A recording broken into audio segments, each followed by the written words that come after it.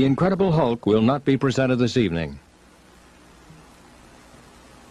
Hey everyone, it's Antenna, and you are watching the DL Show only on Dave's Guitar Channel. I am so happy to be here tonight. We're going to show you some magic, so I'd like you all to let go of all your preconceptions of what you think is impossible. Because tonight, absolutely nothing is impossible.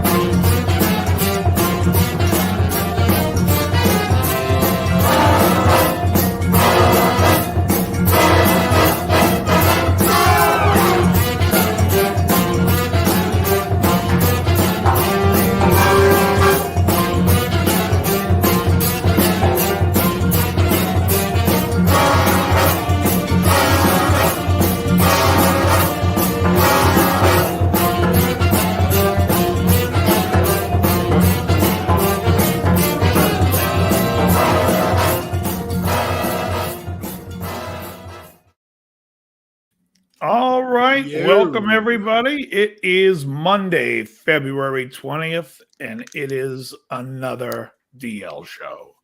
Under wraps. Or on the way. Underway. Because under wraps would be after. Anyways, Krellba, how's it going? So far, so good.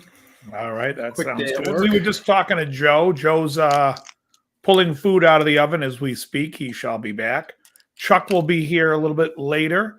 And I'm not sure about Jerry, but I do know that Dane and Matt will not make this evening.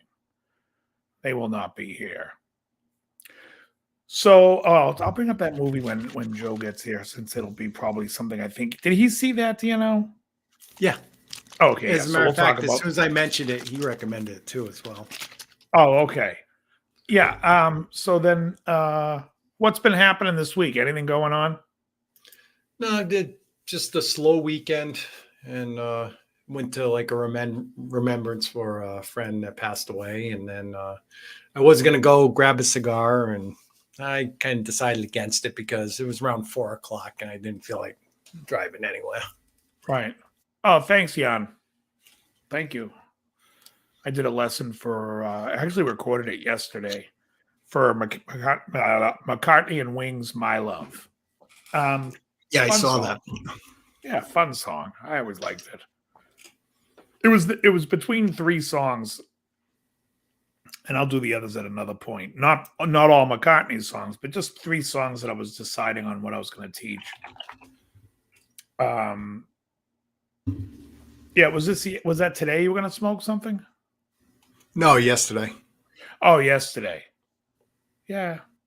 Yesterday I laid low. I hung here, smoked here, and then at night I went and picked up I watched this documentary on Rick James last night on Prime.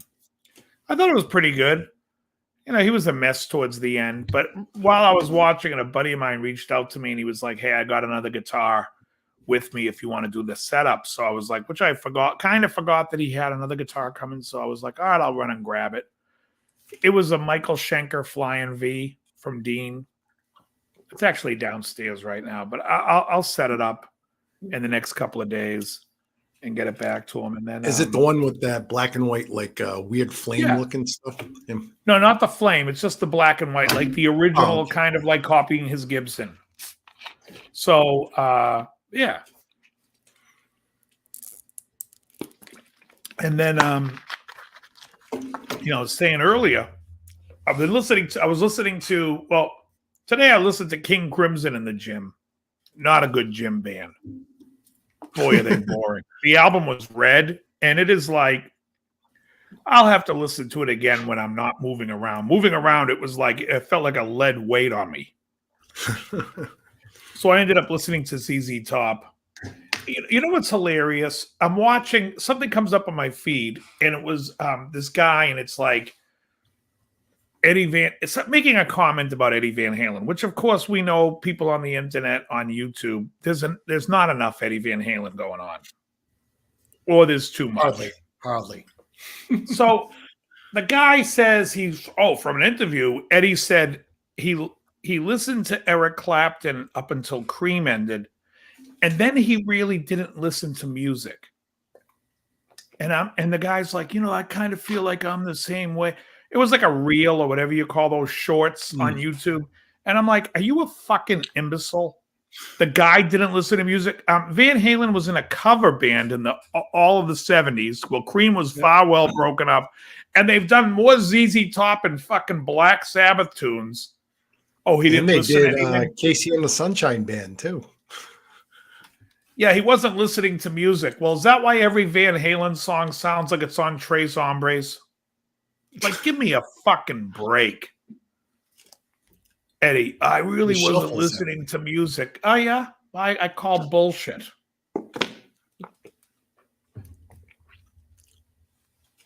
You know what I mean?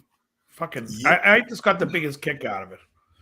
And so, I listen to Spotify lately, and I'm not paying for it. It's free.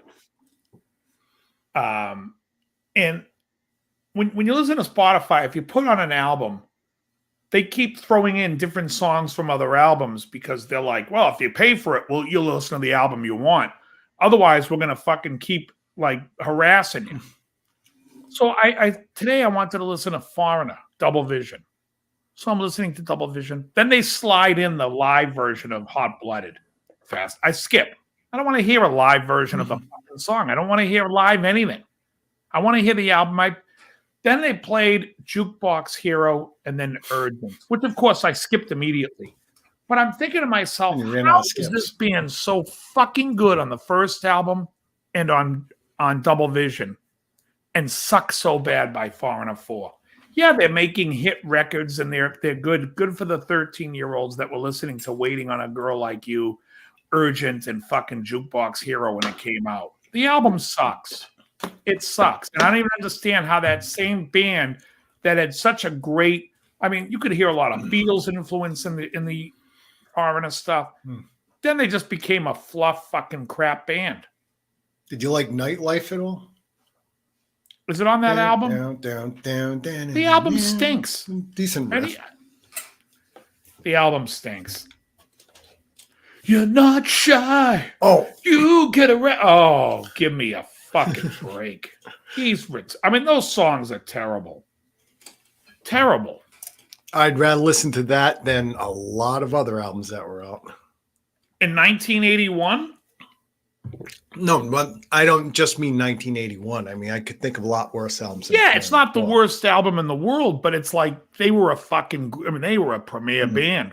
The first Foreigner album, in comparison to the early the first two albums are like yeah. fucking great records, and then all of a sudden it's like, what the hell is this shit?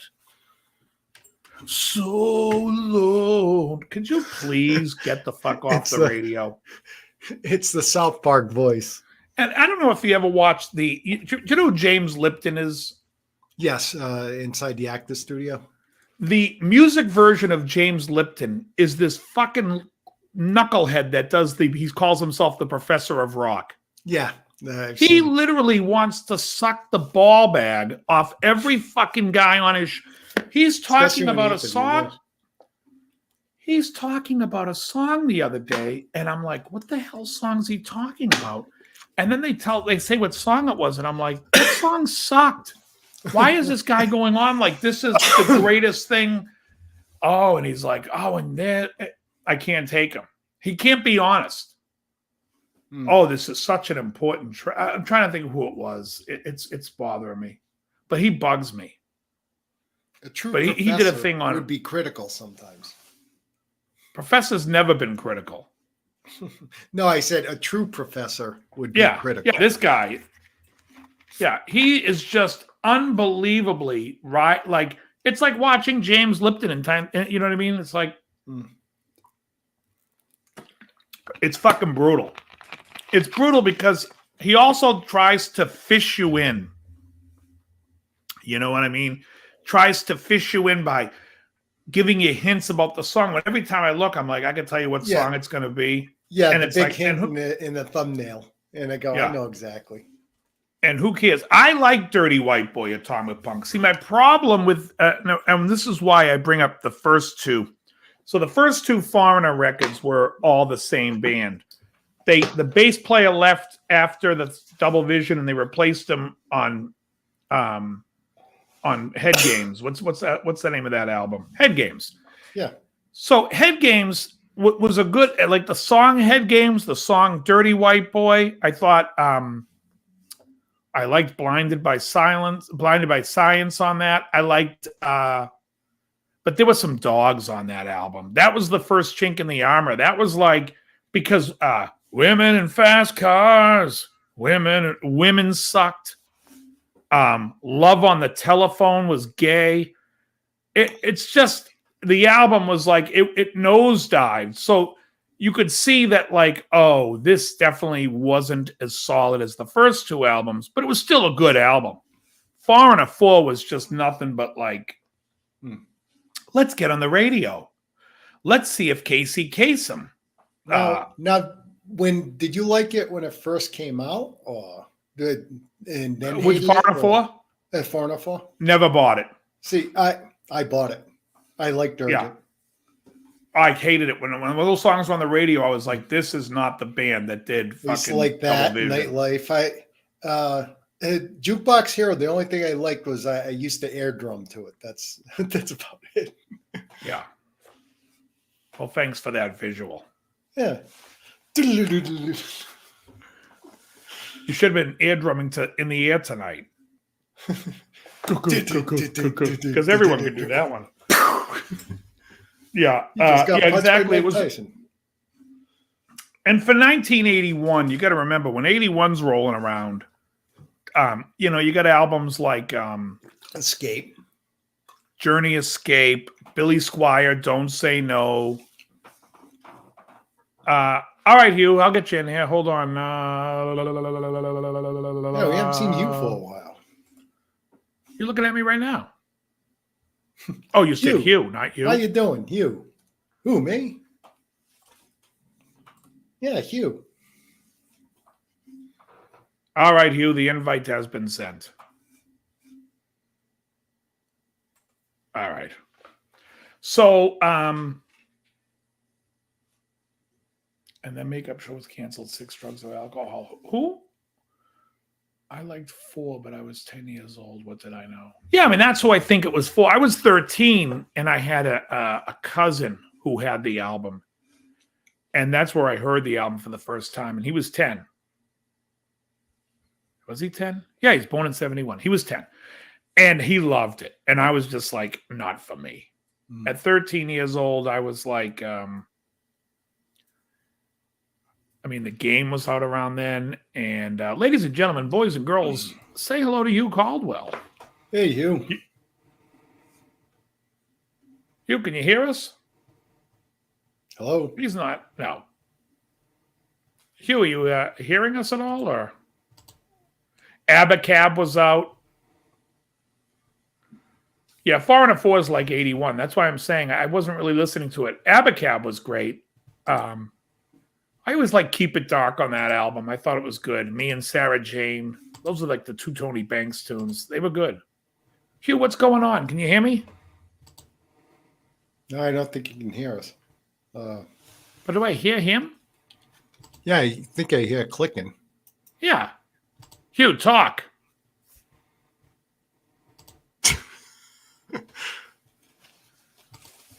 All gotta the be way busting our from chops. Glasgow, Scotland, everybody. Linda McCartney. Exactly. Hugh, you have to plug the headphones in so you can hear us.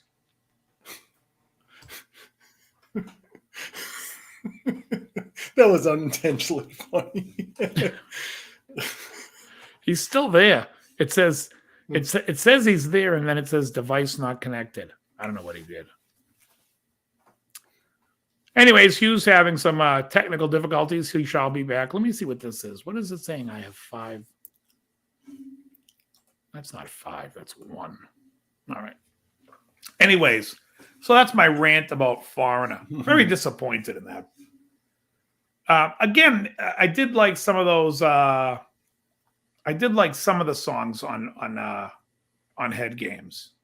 Yeah, very few big bands in the 70s went on to do anything really great in the 80s.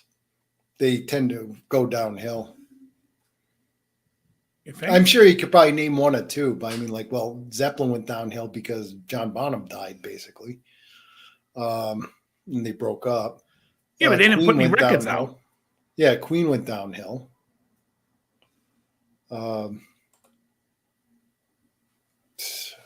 Name anyone. It's like Oh, you mean in the 80s, you think bands went downhill? Bands from the 70s went downhill. Yeah. I think, well, I'd say Judas Priest got better. Yeah, that's the exception for at least a few albums. Yeah, I mean, well, their best albums was 80, 81. The British Steel, 82. Point of Entry, and Scream for Vengeance. Oh, I love Donald Fagen, The Nightfly. Yeah, I was going to mention Perfect Strangers. Yeah, that was a great comeback album for them. But then House of Blue Light was... Hey, Saul, welcome. Greetings to Mexico. Where in Mexico are you? Mr. Alvarado. Yeah, I mean, that's first of all, Purple Perfect Strangers, though, is like a comeback. They weren't around. I mean, that lineup hadn't been around together since 1973. Yeah. You know what I mean? So that was like more like a comeback. But and I'm sure if there was any women that ever watched this show, they probably would say that Chicago was better in the 80s. Although I would disagree. You know, but some people might think like, oh no, Chicago was better because all the Stay the Night, you know. I was just gonna say I don't like the song, but I like the song. Hard Habit to Break. I mean, they're very 80s. They were a very 70s band, and then they became a very 80s band. Well, Peter Cetera. I know. Elroy brings up a good point. He thinks this Perfect Stranger a knockoff of Kashmir. No, I think he borrowed that same like it's kind of that Middle Eastern sounding thing. Oh, High and Dry was 81. I would have thought that was 82. The best thing Peter Cetera did, right? in the 80s was basically his first solo album, Living in the Limelight. I used to like that song. I don't know what else is on that the album with the I am a man who will fight? No. Because I was going to say, I'm going to hit the eject button right now. You're out of here. It's a no. Yeah, Gloria Love. That was like 87. That was a Karate Kid 2 theme. Yeah. That's and can you believe that's the same guy fucking singing some of those classics from the 70s? It's unreal. I think this one came out in 81. He had a hit with Living in the Limelight. It sounds like Lukather plays on it too. Probably was. Probably him or like what's the guy from Giant? Dan Huff. Dan Huff or one of those types of guys. Sturmer. Daryl Sturmer. I think Sturmer was playing mainly with Genesis at that time. Genesis, and I know him and Danny Korchmar played on some Neil Young stuff in the later 80s. Well, Korchmar was the keyboard player. I think he played guitar too. I thought Korchmar, yeah. I think he was more of a keyboard guy, though, wasn't he? Oh, no worries. You take your time, man. We're here.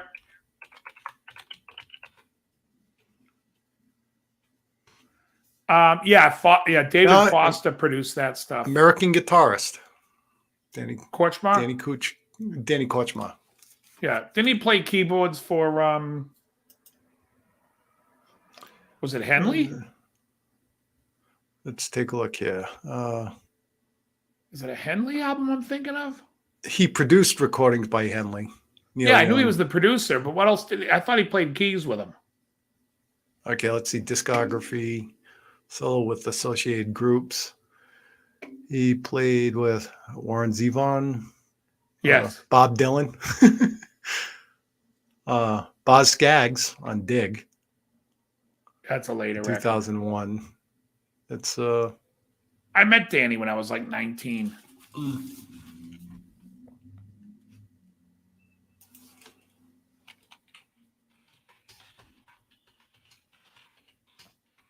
It was a Building the Perfect. What album came out in 87? Which album? By Henley. Oh, Building Perfect Beast. Okay, who's on that? Camp. That's the one, Boys of Summer, right?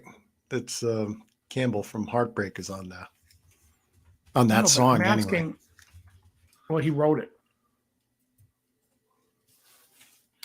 Okay, Building the Perfect Beast is 84. End of the Innocence is 89. End of Innocence, okay. Okay, yeah, Danny Korchmar. Synthesizers, guitars, horns, organs, guitar synthesizer, horn solos, synthesizer arrangements, keyboards. Yeah. What was the record that you said that you weren't? Oh, it was the what's his face? Peter Cetera, 1981. Yeah. That was 81? Yep. Oh, so he was still in Chicago? There's no huge hits on it. There was. I know. I wanted to look to see who the guitar player was because you said it was probably lead guitar is Lukather. Yep. What song were you Living in the Limelight's Lukather? Yep. I thought so. Yeah. I don't know anything else on it. Yeah, I don't either. It's like, but I think as far as his, if you take Chicago and Cetera in the 80s, I think Living in the Limelight was his strongest song. Oh, probably. As far as I'm concerned. Lukather, I don't know if he played with Henley. He played with everybody.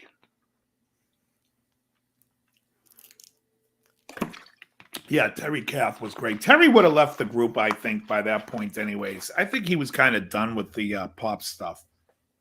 He wanted to be in a rock band, like something blues-based. That's where the guitar player came from, the guy that was in Chicago for 1984 for Stay the Night, Chris Pinnock. He's all over this Cetera album. Yeah, I just saw that. Oh, he played with who? He played with Cetera, and then he went to play guitar for Chicago. Was he the guy that? No, the guy I'm thinking of is Dwayne Bailey. Oh, okay. He was good. He was a great player. I always thought Dwayne Bailey was like this weird player playing in Chicago that kind of like, he looked like he was influenced by Ole Roth. He had the Ole Roth outfit going on. Of course, that was Ole much Roth later. was- I remember him. I saw something on PBS or something like that.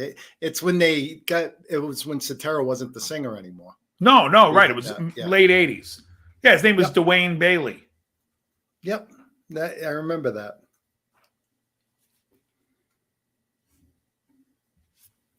Yeah. Yeah, he was a good player, but I always thought he was like emulating Ole Roth to like a public that probably had no idea who Ole Roth was. You know what I mean? Does anybody know what time it is? Down, down, down, down, down. No, he was a great player. I ended up buying an album of his afterwards because I wanted to know who the hell he was. And he was in, I think he was living in Burbank at the time. I was in Santa Monica, and he on his website he had a record, and I bought it. And I was like, and it was like no guitar playing on it whatsoever. I was like, what the hell is this? Wasn't good. But I thought he was a great player. Well, I'm going to go watch those Chicago concerts and watch them again, because the last time I saw it was like, what, 20-something years ago. I mean, Chicago back in that day was such a cool band with 3 lead singers. You had Cetera, Robert Lamb, and Terry Kath, all taking leads. In fact, when you see them do I'm a Man live at Tanglewood, you really get to see how great Terry Kath was vocally. He was great. Yeah, they have that black and white video on YouTube. Live at Tanglewood. Yeah, and you could black and white. Yeah, it's black and white when I watched it. Oh, the one I've seen was in color. The one I He's saw was wearing the the blue black. denim. Kath is in that denim tuxedo, as I like to call it. Jeans The with Canadian matching shirt. tuxedo. Yeah, he was great. And you could see what a great band they would have been, or any type of blues outfit it would have been. I'll tell you, I was listening to ZZ Top. You know, Frank Beard gets overlooked. That drum line in Heard It on the X is fantastic. That train beat. Yep. Yeah, that's one of my favorites. Oh, man, what a great groove that is. And, you know, no one talks about him. Just like no one, and I should save this conversation when Matt's here, but I think Alex Lifeson gets a lot of overlooked. Yeah. And, you know, it's funny because, you know, Rush was definitely a prog band. Yes is a prog band. What the hell was King Crimson doing in those early days? That album, Red, it is like, I don't know what the hell I'm listening to. Starless and Bible Black. And Bible Black. I mean, I like the songs, but it's not going to really motivate you. Like those are the ones with words. Some of the stuff sounds like just a guy tuning his violin. I was like, what the piss am I listening to? There was like a 10-minute song on this fucking record, Red, and it should just be called Orchestra Tuning. It's called Fripp's Trying to Find His Magical Tuning. Yeah, Atomic Punk. Yeah, that was good. I think it's called the Terry Kath Experience, because that's what he would have named his band. Yeah, it was good. Yeah, they dug up his original guitar. That's pretty funny, Elroy. He says King Crimson is the Grateful Dead goes to college. The Grateful Dead who chose not to smoke weed. Yeah, exactly. Right? I don't know what the hell those guys were doing, but it's like that one, it might have been 12 minutes long. I'm on the treadmill trying to run to this thing. There isn't a beat. It's a guy playing a violin. I think somebody else in the orchestra farted. I'm like, what are these noises? What am I listening to? I like a lot of this stuff, though. And I got to tell you, Ladies of the I think Road. it's John Wetton is singing on this record. If my ears hear me right, yeah. And Starless, Starless is John Wetton. Yeah, it's but I was like, I mean, it's definitely like you have to, when you talk King Crimson from now on, the Adrian Belew 4-piece band of King Crimson with him, Tony Levin, Bill Bruford, that's a separate animal. Because that's really great music. You know what I mean? This King Crimson stuff.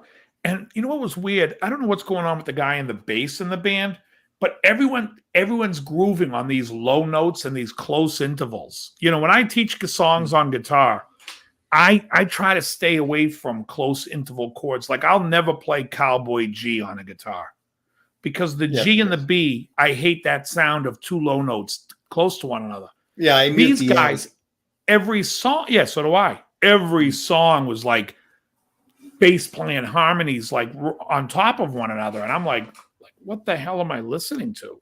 Yeah, mute the A and I have the D and the G held with my ring and the pinky. That's,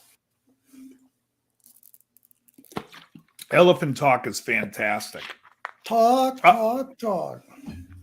I was watching a video where Tony Levin had the sticks on his fingers and he's playing Sleepless. He's great. Levin's great. He really is. They were a great, great band. Great, talented band. But anyways, there was a guy who was on, he's like a British guy, and he's talking about prog bands. And he was like, well, no good prog bands came out of America. It's mainly out of England and a couple out of Canada, which he only brought up Rush. But if I'm not mistaken, wasn't Camel also Canadian, or were they British? That's a good question. I never really considered that. Anyone know what they were a good band. Yeah, I remember Echoes. Echoes was a popular song.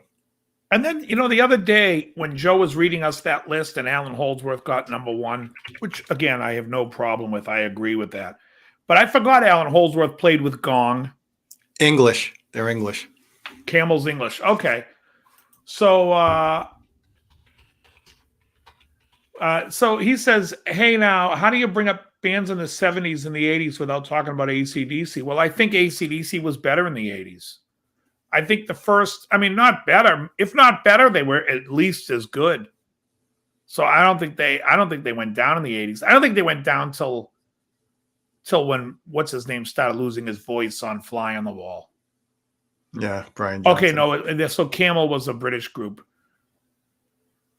You know what? They may have a I don't point. know what the hell that is. I'm looking at 70s American progressive rock. These are all people I haven't heard, so I can't tell you if they're any good or not. But Kansas was fucking awesome. Oh, yeah. Yeah. And that's prog That's rock. true. That's true. You listen to fucking Song for America. That album, I put up with any prog rock album. It should be in the top, everyone's top 10. Song for America is a great fucking album. I hate to argue with Hugh when Hugh's not here yet, but Left Overture, Song for America is a better album than Left Overture. Oh, okay. Well, Eric, but the point I'm saying is we were talking about bands that went down. Yeah, I brought up. Yeah, I see your point. I mean, I just brought up Judas Priest to say they were better in the 80s. Yeah, but was AC/DC better? Or I think they might have been lateral. They might have went sideways. They clearly were more successful. Hey, Andrew Collins. Hey, now. I think a lot of people. You know, the shame about that success is that makes you go look at a band like AC/DC's early stuff, and then you see how great they were. But that age is gone. I mean, I stopped listening after Fly on the Wall. Blood, Sweat, and Tears. Oh yeah, well, Blood, Sweat, and Tears is like a big band. I see Blood, Sweat, and Tears. I don't know if I'd call that prog, if that's what you're saying, because I think Blood, Sweat, and Tears is like Chicago. And where they come out of a rhythm and blues type of background. They definitely were bigger. Definitely bigger. No question. Back in Black, For Those About to Rock, and my favorite unknown, Flick of the Switch. They were fantastic. And Blood, Sweat, and Tears, they changed too. Weren't they an Al Cooper vehicle first? And then they got good. Then the singer that thought he was Tom Jones or something like that. Oh, I love David Clayton Thomas. Yeah.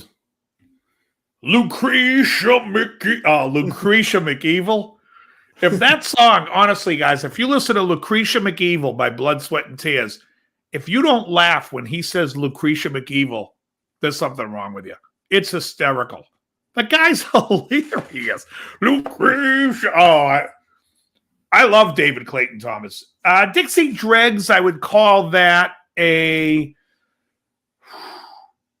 Fusion. Yeah, that's its own category. I would call that like prog country, maybe Southern prog. Well, it was almost like I would almost call it like a country fusion Yeah.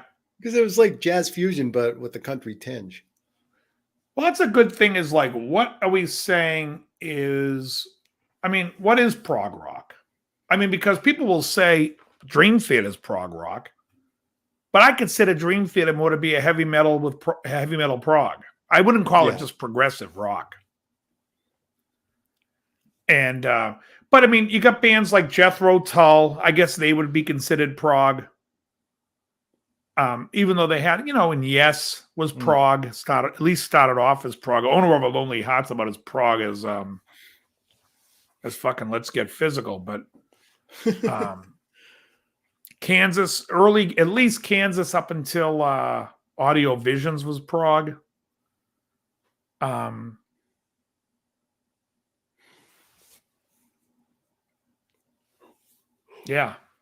What would you say was the best prog rock band? I don't know that ELO was prog. You brought up Kansas. They're definitely a contender for the best overall. ELP. Yeah, ELP definitely. Definitely. ELO, I would say that they were doing really what the Beatles did after Walrus. How about Floyd?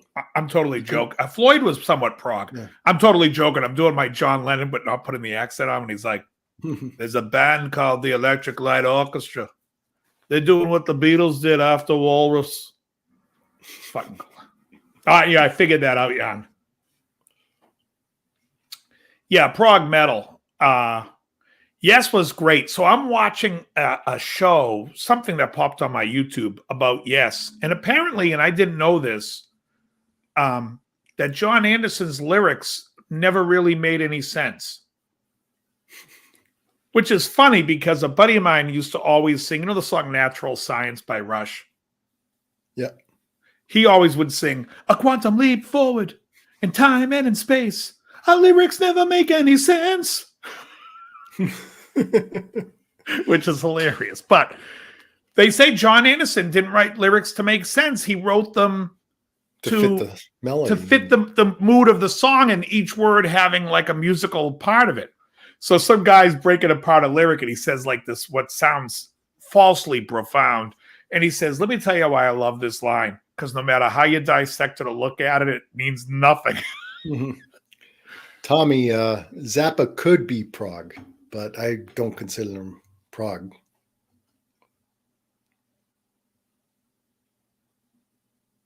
Category finally, do you guys have to check out Big People? No, I love Derek St. Holmes. Fantastic singer, great player, excellent. In fact, my buddy Howie, who comes on the show every now and then, plays guitar for him every once in a while.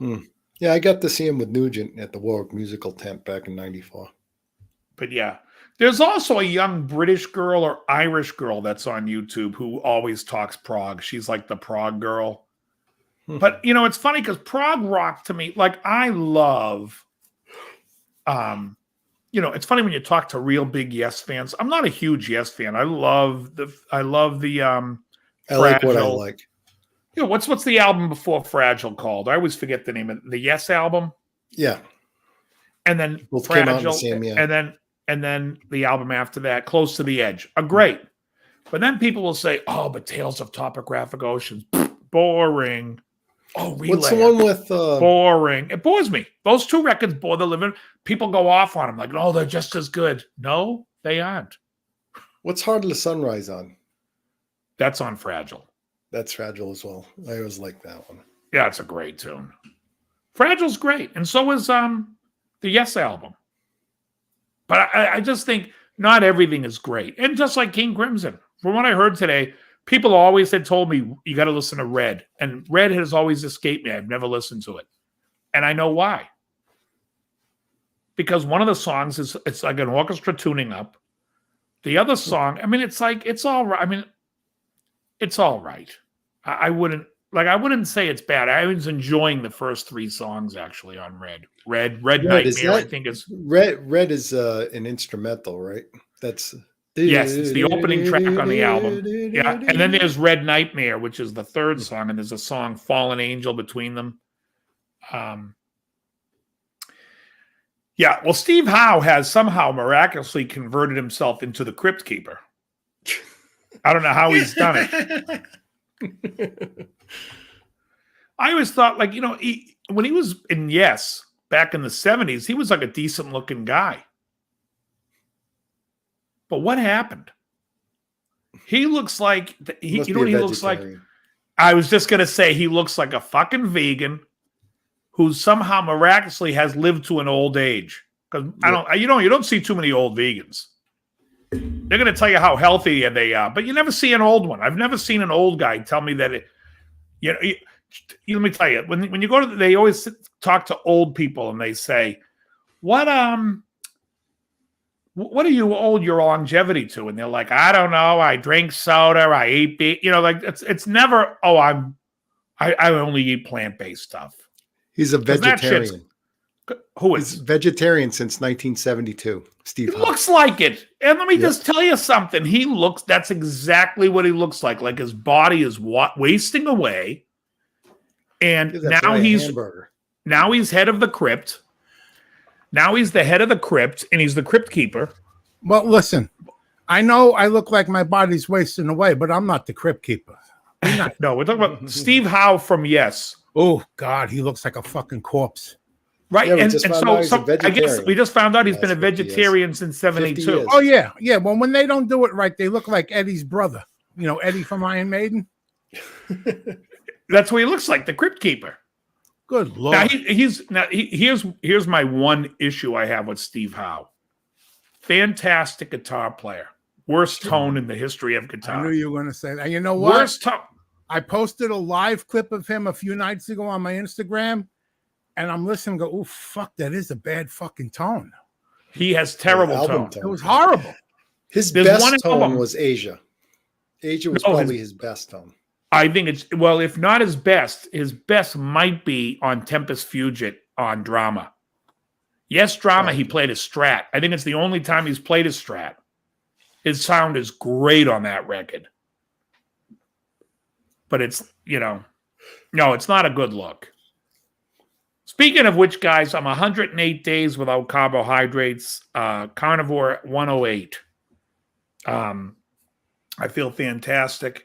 I have 2 more friends of mine who have joined me that are on the diet, and one's already down 14 pounds. And Elroy, that's the other way around. Asia, I mean, the song, what's the one? Time and time again. That's the fucking greatest song. Absolutely fantastic.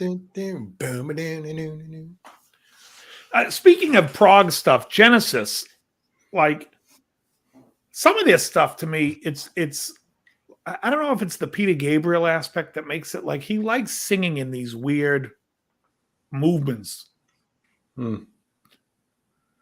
Atomic Punk, congratulations.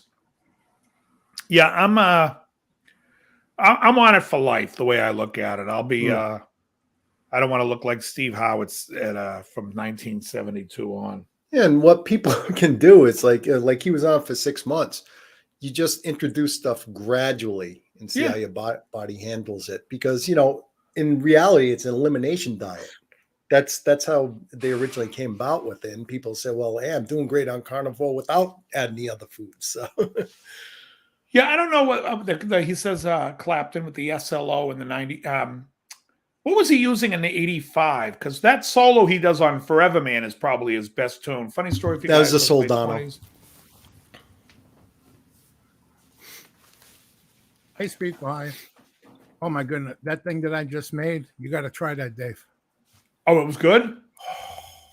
It's one of those things when you're taking it out and you smell it, you know you got a winner. Thanks, Tom. And you can put whatever you want in there. But you know what is always the best part? The cheese that seeps out and kind of burns a little bit to the bottom of the pan. Oh, yeah. You just give me a can of that. Yeah. Holy shit. Burnt cheese. I added a couple of things into my carnivore funny, Rick. diet. I know you would say aren't carnivore, but Yeah. like I said, my stomach was bothering me, and I know something that helps when your stomach's bothering you is mustard. So I had some yellow mustard. Yeah. Oh, geez, that's it. You screwed up bad this time. Yeah, No, well, here's no, the I whole mean, it's thing. nothing No, I bad. get a kick out of this because people say this to me all the time. I will say this. People always tell me what they have that's not carnivore and tell me, I mean, whatever works for you, you're everyone's on their own type of path when it comes to this stuff. I have a friend of mine. He's like, he won't give up drinking. He's like, well, I still gonna have. I said, so drinks, but if you're gonna drink something, have this. Listen, I didn't give up drinking when I was doing keto, and I was losing weight. It's right. There's tequila got no fucking carbs, and that's what I was hitting. The tequila and the vodka has no carbs. Yeah, Right. vodka's clean. Yeah. So, but he was like saying to me, well, are you gonna be? I'm like, what am I gonna be? I don't give a shit. I'm like, do your own diet. I don't care. But I want you to do well and I want you to be healthy. But do whatever you got to do. But don't drive me like I don't need the. Don't come to me like I'm your parent about it. I don't care. You're not you, Joe. I'm saying my buddy because that's what he was like. I was like, I don't care. Do it. I was when I bought this stuff, I was laughing because I was thinking about you in that story. The other thing I got is I like there's a no sugar ketchup by Heinz. Yeah. It's got no carbs. I love mayo on everything, but sometimes I want a little, something else. So have you seen this channel? I think it's called like Beat Diabetes. It's a guy and his African wife.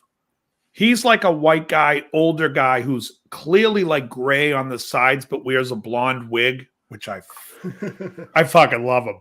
Hey, Ricky. He's so absurd. And then his wife is from Africa. And so they do these, he was talking about, they do a test where they do a soda, they do Coke, Diet Coke, and then stevia soda. And they drink them each all in a different day. They measure their blood sugar before, 30 minutes after, and an hour after, and then 2 hours after. And they basically show that the Coke spikes their insulin, the Diet Coke and the other, nothing. Absolutely nothing. So he was basically proving the point because there are some people out there who'll say, oh, it's bad to have sugar. I mean, fake sugar because it tricks your brain into think. Oh, is that what it does? It tricks your brain. Your brain's like, you fooled me. I thought because you put sweet on your tongue. Artificial sweetener. You put artificial sweetener on your tongue. I thought I needed to send all this insulin into your blood. Damn you, Splenda. You got me again. You keep getting. It's like the most people say that all the time. I've watched at least 20 people do these blood tests with diet sodas and everything, and they never get a spike. I'm like, how come they're not being tricked? But you have that guy. I don't know what his name is. Is it Tom DeLauria or whatever? He's got like a channel. DeLauria, yeah. He's one of those guys that says that. And also Carnivore 2.0. What's his name? Paul Saladino. Paul Saladino's like, don't use this sweetener. Stevia tricks your brain into. Oh, you fucking idiot. Look, you have a lot of good things to say, but you've now lost me completely with this nonsense of tricking the brain. Your brain's not tricked by what you put in your body. Everything's a fucking chemical reaction. When a certain chemical goes in, your body reacts. I want to mention, before we go too far off, I wanted to mention something about burnt cheese. I remember when I was in school, the lunch ladies used to love me. And when the ravioli came in, they had all that burnt cheese on top of the ravioli. They would take that, they would chuck it aside and serve us the ravioli. I go, no, give me some of that. So they give me ravioli and these big mounds of friggin' burnt cheese. For some reason, when you said that, I was like, it sounds like a 50s actor name. Do you guys remember the actor Burnt Cheese? He was in an episode of The Twilight. So that's what it sounds like to me, like that name, Burnt Cheese, because like burnt cheese. Yeah, it's like, oh my God, that was heaven though. Sucrose is terrible.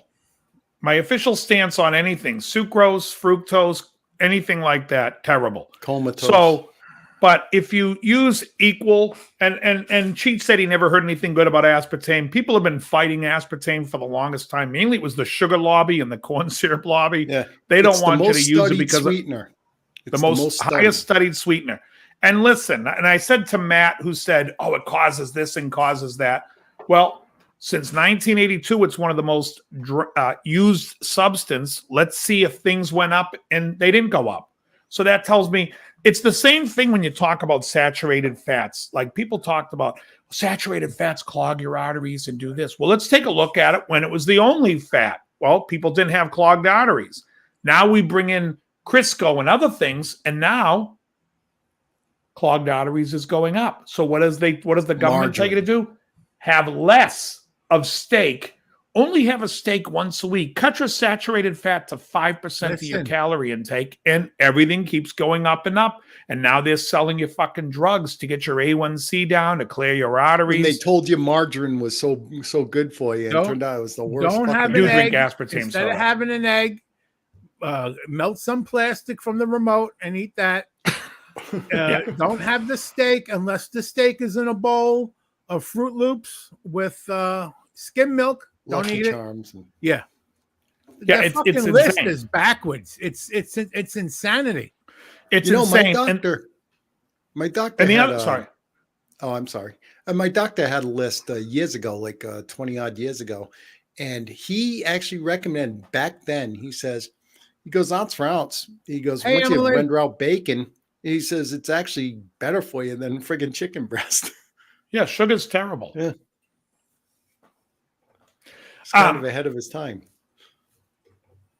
So anyways, the point is, if you guys try the diet, you try eating saturated fats and you start eating proteins and a meat-based diet, you will not believe how much better you feel.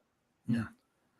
And and Splenda, I don't know about Splenda. Every time I see somebody do a test on Splenda, it comes out the same as everything else. It comes out, hey, Emily, it comes out with equal, like the same thing. And Emily's watched all those. We send videos back and forth all the time about it, because you'll see, people will sit there and they'll try all these different sweeteners. Now, some things like sucralose, I think, may have like a very minor effect, but it's nothing. You wouldn't do anything. But anyways, when you do the stuff like Equal, and the thing with Equal is I don't recommend Equal, because Equal has dextrose and maltodextrin in it. But if you buy pure aspartame, you can buy it like in its pure form. It's fucking great. Like I drink a diet soda when I do this show. This has aspartame. I usually don't drink it. I usually drink lemon water, but I'll add stevia to my lemon water. Sugar-free root beer is excellent. And let me tell you what's good to add to that, Cheech. Heavy cream. Sugar-free root beer with heavy cream is heaven. But that's what I was. Go ahead. What did you say? I was starting to say before. I picked up some diet. Well, now it's called zero sugar. The same shit. Yeah, ginger ale today. Nice. Because I figure, that always helps with the stomach. And I'm like, you know what? I can put some of the heavy whipping cream with ice cubes and pour some of that in there, and it'll be like a vanilla float. It's so good. And that's the first I heard when you said you took mustard to make your stomach feel better. That's actually the first time I ever heard that. I heard that from Michael's nurse, and I've tried it, and every time it works. I'll try it. Well, let me just say this. The other guys, who's still alive in the band, Yes? Oh, John Anderson. Does he look like death? He's kind of chubby, isn't he? Yeah, I would imagine. I'm just saying. Hugh is back, everyone. Let's see if we got volume. Hugh, we got volume. Hey, Hugh! You don't hear me? No. Yeah, I wonder what's happening on that end. Hugh, if you hear me, just stare straight at the screen and blink occasionally. I guess he hears me. Hugh, if you can hear me, put on a hat that's 2 sizes small. I can hear you now. Can you hear me? He heard you. Oh! It's coming through a little buzzy, but yeah, that's what you sound like. Ruth Buzzy. It's this new mic. Hold on. That's a new mic. It sounds like a Metal Zone. Is that it? Fucking robot? Is that fucking invasion? It's the Roboto. Take him to our leader. It's got.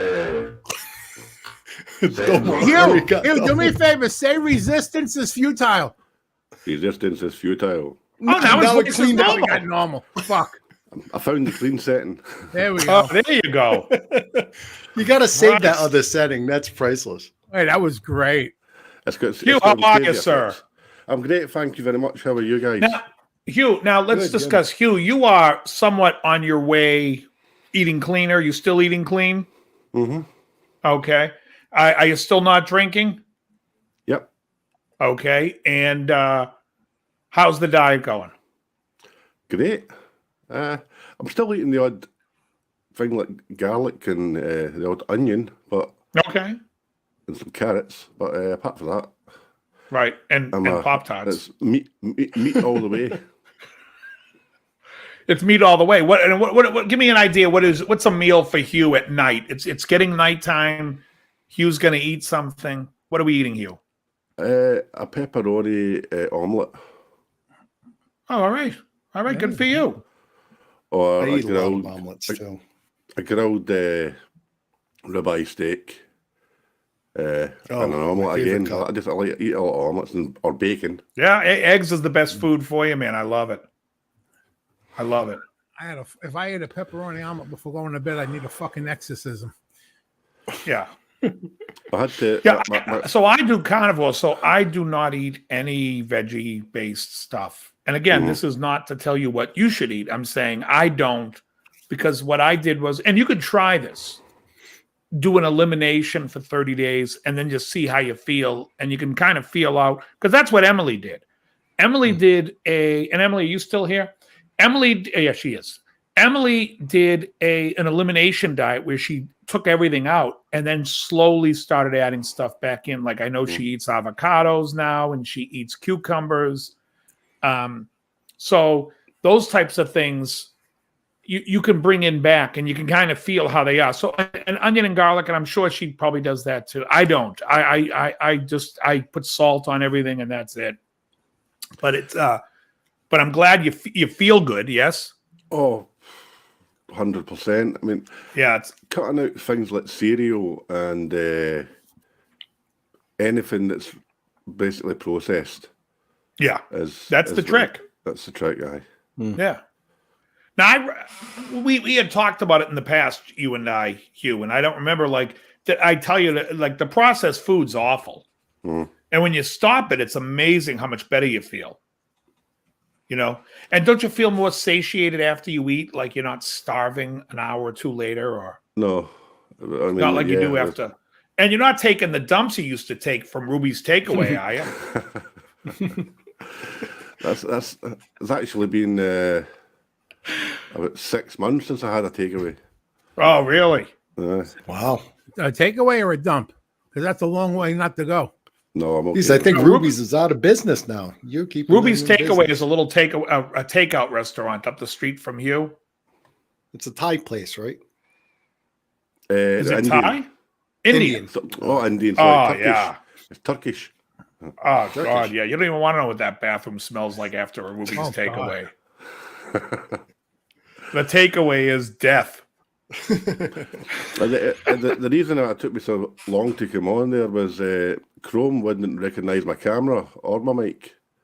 So Oh, really? Eventually, I had to re-download Firefox and come in that way. Oh, all right. You had to trick your computer's brain that you were eating sweet. No, just That was kidding. it. Right. Hey, I so tell you- the other day, Hugh, and you're kind of getting in the middle. Although, Hugh, while you're here, Kansas. I know your favorite album's Left Overture. Mm-hmm. Have you listened to the album Song for America lately? Oh, great. Great album. The Devil's Fantastic. Game. Yeah. What else is on that album? Lonely Street. It's a great record. Mm-hmm. Yeah, an absolute great record. And now let me ask Krell, what the hell's Krellbot doing? You going to Ruby's Takeaway? Anyway, so I watched the movie last night, guys. And the movie should have had the advertisement from the writers of Three's Company. Right. It's a movie called Dale and Tucker versus Evil. Oh, that's a great fucking movie. But you know, like ever watch Three's Company? Every joke's a misunderstanding. Yeah. Everything in this movie was a misunderstanding, but it's very funny. And Krellbach had mentioned it, and then I think you had said something too, Joe, that you liked it. Did you like it? I thought it was funny. It was very entertaining. It's slow. Oh, there it goes. Kansas, the classic album collection. Oh, nice. Yeah, and it was relatively cheap. I think it was like $46. Yeah, listen to Song for America. The album opens up with Down the Road, I think it's called. That the violin player, he also, Phil Ehart's a great drummer. They're a great band. But anyways, this movie, it's like a Three's Company sketch, although it's a horror. It's everything's a misunderstanding, but it's very funny. It's cute. I would call it more cute than funny. Like, I wasn't laughing out loud, but I was like, that's cute. That's cute. It's a cute film. Right. I think not as cute as Cocaine Bear. What the hell is Cocaine? I can't wait till I see that. It's based on a true story. Based on a bear ate cocaine and died. That's the true story. So they just turned this one into a raven. What if the bear just becomes like an unstoppable Jason Voorhees on the cocaine? Right. What was it? Did you guys ever see the movie iRobot? Yes. Oh, yep. With the Will Smith, when the credits come up, it's like suggested, but from the book. iRobot from Asimov there, but not even like based on, just suggested. Yeah, it's so fucking. It has nothing to do with it. No, I watched a movie last night that was fucking amazing, what was it? I'm gonna watch part 2 tonight. It's called. It's a South Korean movie. It's called The Witch. The Witch Part 1, The Subversion. Tonight I'm watching part 2. Was it good? Well, hold on. Hugh's shaking his head like he's familiar with this movie. Are you familiar with this, Hugh? Not that particular one, but there was another Korean film I watched the other night. There, it was kind of karate based. Old Boy. No, this isn't karate based. Trust me, but it's got the fucking Old violence in there. Yes. Old Boy is great. Old Boy's great. An old movie. Yeah, I remember they remade it in the U.S. with Josh Brolin. Yeah. I like the remake too. I'm one of the few that like the remake. Did you guys ever see a movie called The Three Fantastic Supermen? No. Sounds like a Shaw Brother movie. It was like a kung fu movie in the late 70s. I think it might have come out of Indonesia or something. I know. I drink regular water with lemon. Killer. It goes under another name though, but when it was on preview, it was Return of Master Killer with Gordon Liu. The Witch Part 1, The Subversion. And what is this movie about? Give somebody an idea of what we're... Let's see. Is it subtitled? It's subtitled. A student with amnesia tries to recall what has happened to her, leading her into a chilling descent and revealing an unimaginable darkness as she turns from an innocent teenage girl into a cold-blooded, knife-wielding super killer. Huh. And when they say super killer, they mean she had fucking they had fucking powers. I tell you, Asians come up with the best horror. It's like, well, the South Korean film is amazing. Yeah, really chilling stuff at times. Let's see, what has he done? He's done some other good ones. Did anyone ever see I Saw the Devil from 2010? He did that. This director. Oh, yeah, that's a very violent movie. I think I saw. Yeah, well, that's his. I'm watching part 2 tonight, even though it's like this is an hour and 121 minutes, over 2 hours. I think tonight's a little even longer, but you don't feel it. You're very entertained. Yeah, I like that. It was on Shudder. I don't know where else you could see it. I don't know what the movie Nope is. I don't know what that is. Nope was okay. Oh, that's a Jordan Peele. Yeah. I was there. Yeah, I think could have been a lot better. I think he's getting I mean, it's some of it's clever, but I think he's getting way too much accolades. People have bent known backwards like it's the greatest thing since sliced bread. And it's okay. You know what I want to see is I want to see the new movie that Jason Statham, whatever the hell his name is. Statham. He's in the new movie, the Guy Ritchie movie coming out. That looks good. There's a new Guy Ritchie movie? Yeah, coming out next month. March 3rd, I think it said. Of course, North Korean movies aren't so good. They all say, "All hail our fearless leader." Right. Can I give you a quick guitar story, Dave? But, oh yeah, a guitar story. Yeah.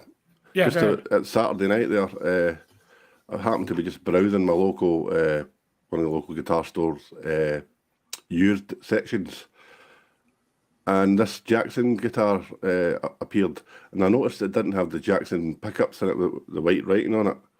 So somebody's upgraded the guitar. So, I see the headstock in the back. right. Well, I got my magnifying glass out and I had a wee look around, and somebody had put in DiMarzio pickups, locking tuners, and it's only a JS model. It's like a limited edition, like roasted maple neck, Right. lacewood top, and stuff like that. I'll show you. Yeah, let's see it. I got the guitar for less than what the pickups would cost.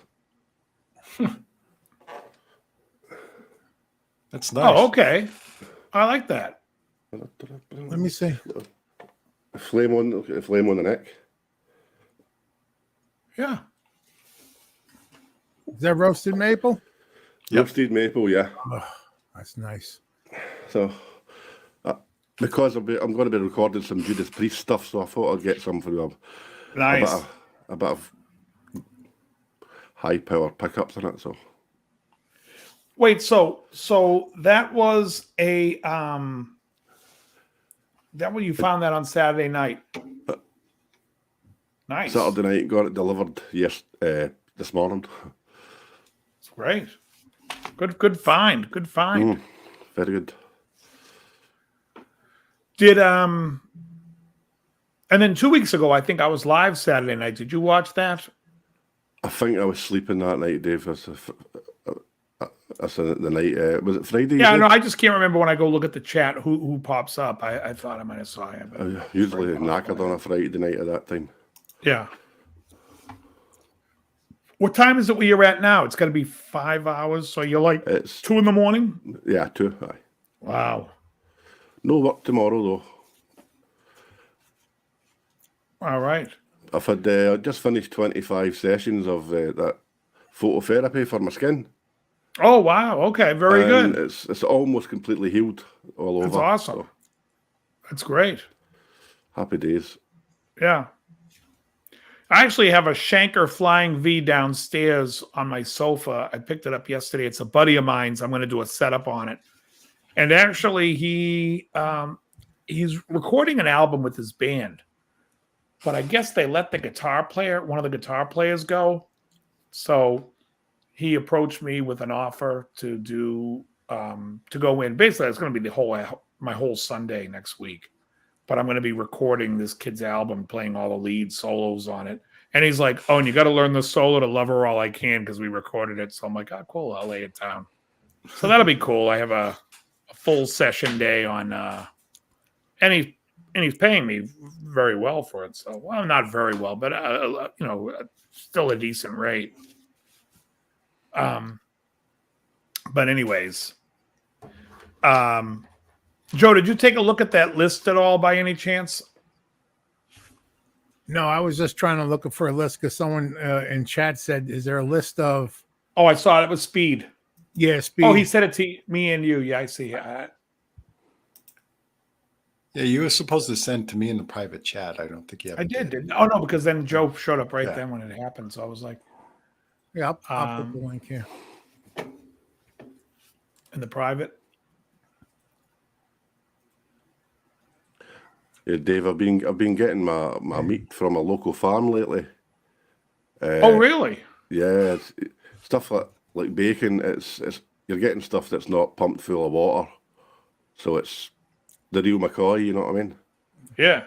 So it's really best. You just be careful not to give your meat to the farmer's night, daughter. That's Deep Purple did a whole song about that. There'd be a lot of trouble. Yeah, there's a whole story about that. yeah. Joke. So, and let me ask you: all the butter you guys get there, it's all grass-fed butter, isn't it? In Scotland, like you don't get Kerrygold butter, do you? There is that available, but I wouldn't. But I don't. I only buy the the best I can get at the minute. So And what's Yeah, that? over here, the best we can get is Kerrygold. That shit's good. it's Andrews. It's called. What is? It's called Andrews. Andrews. Yeah. Yeah, because I would imagine, I think the farming laws there are far better for food. Well, they haven't nuked it with chemicals yet. Give them a week. Yeah. Yeah. I try, The I try food to laws eat- here are so fucking crazy and backwards. Right. I try to eat most things as well. That's what do you call it? I forgot the word.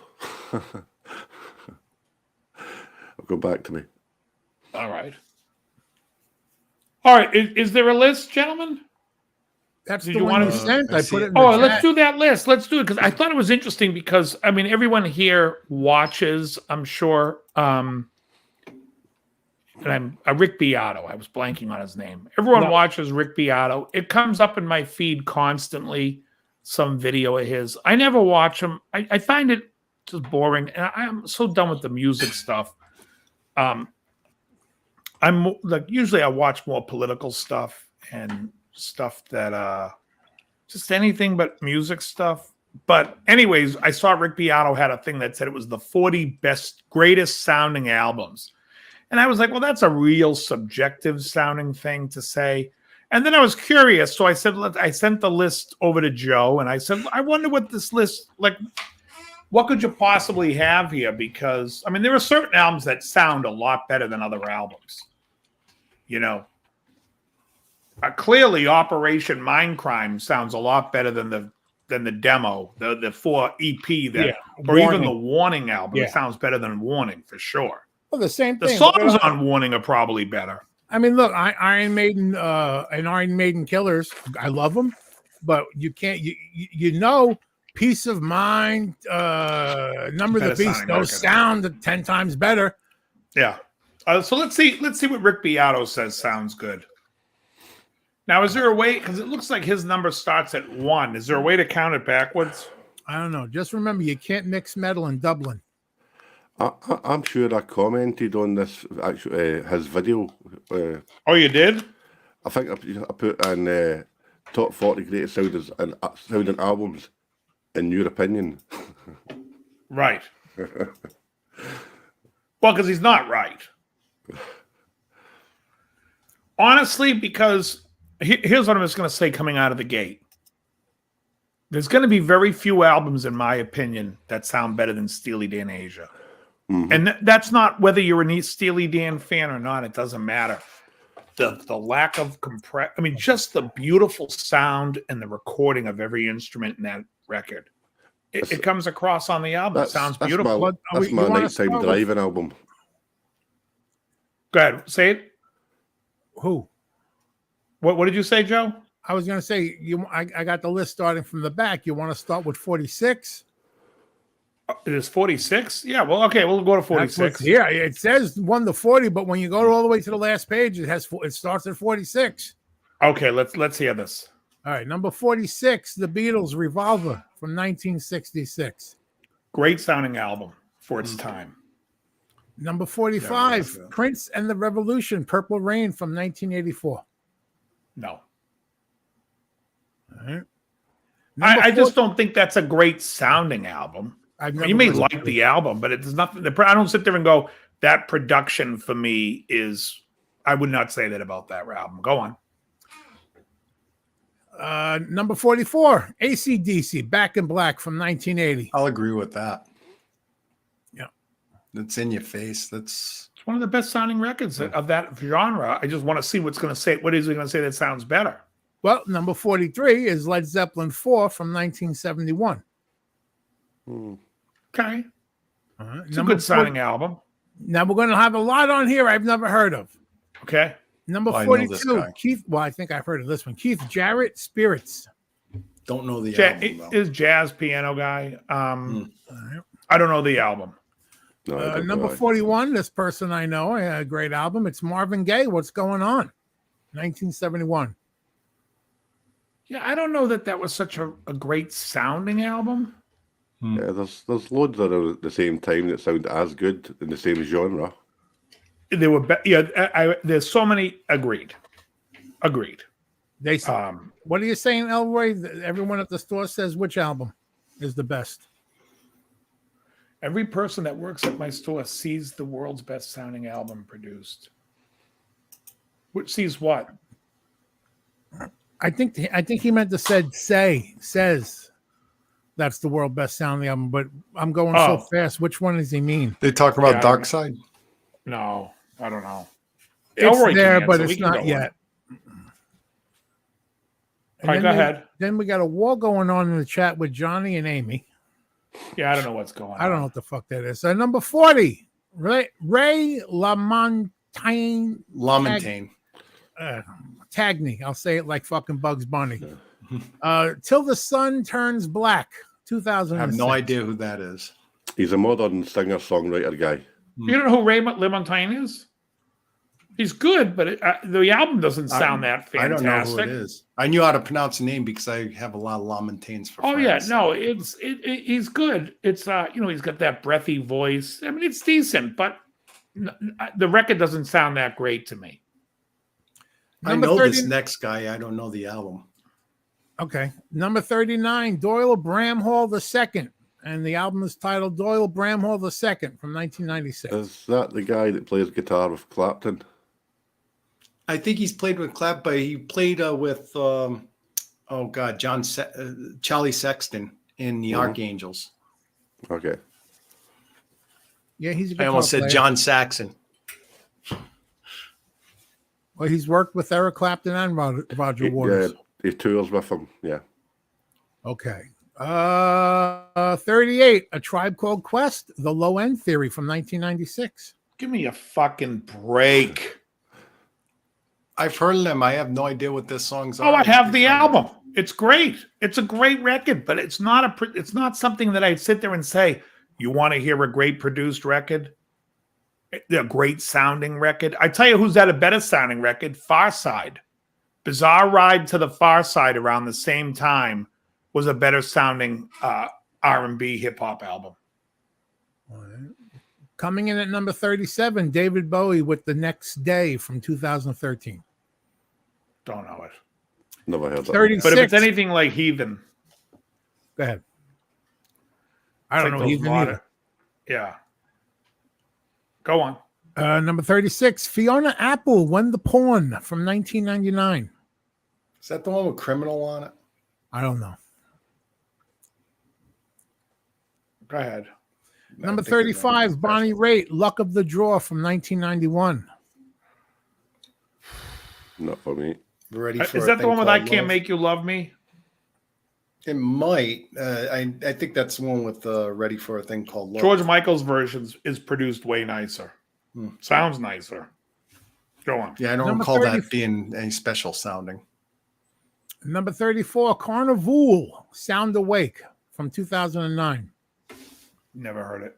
I never heard of it either. Number 33 is Jay-Z, The Black Album from 2003. I have no idea what Jay-Z sounds like. Neither do I. Don't want to know. Here's some I actually know. Number 32, and I own this one on CD. Actually on the album. Tears for Fears, Song from the Big Chair in 1985. That's a good sounding album. It's good production.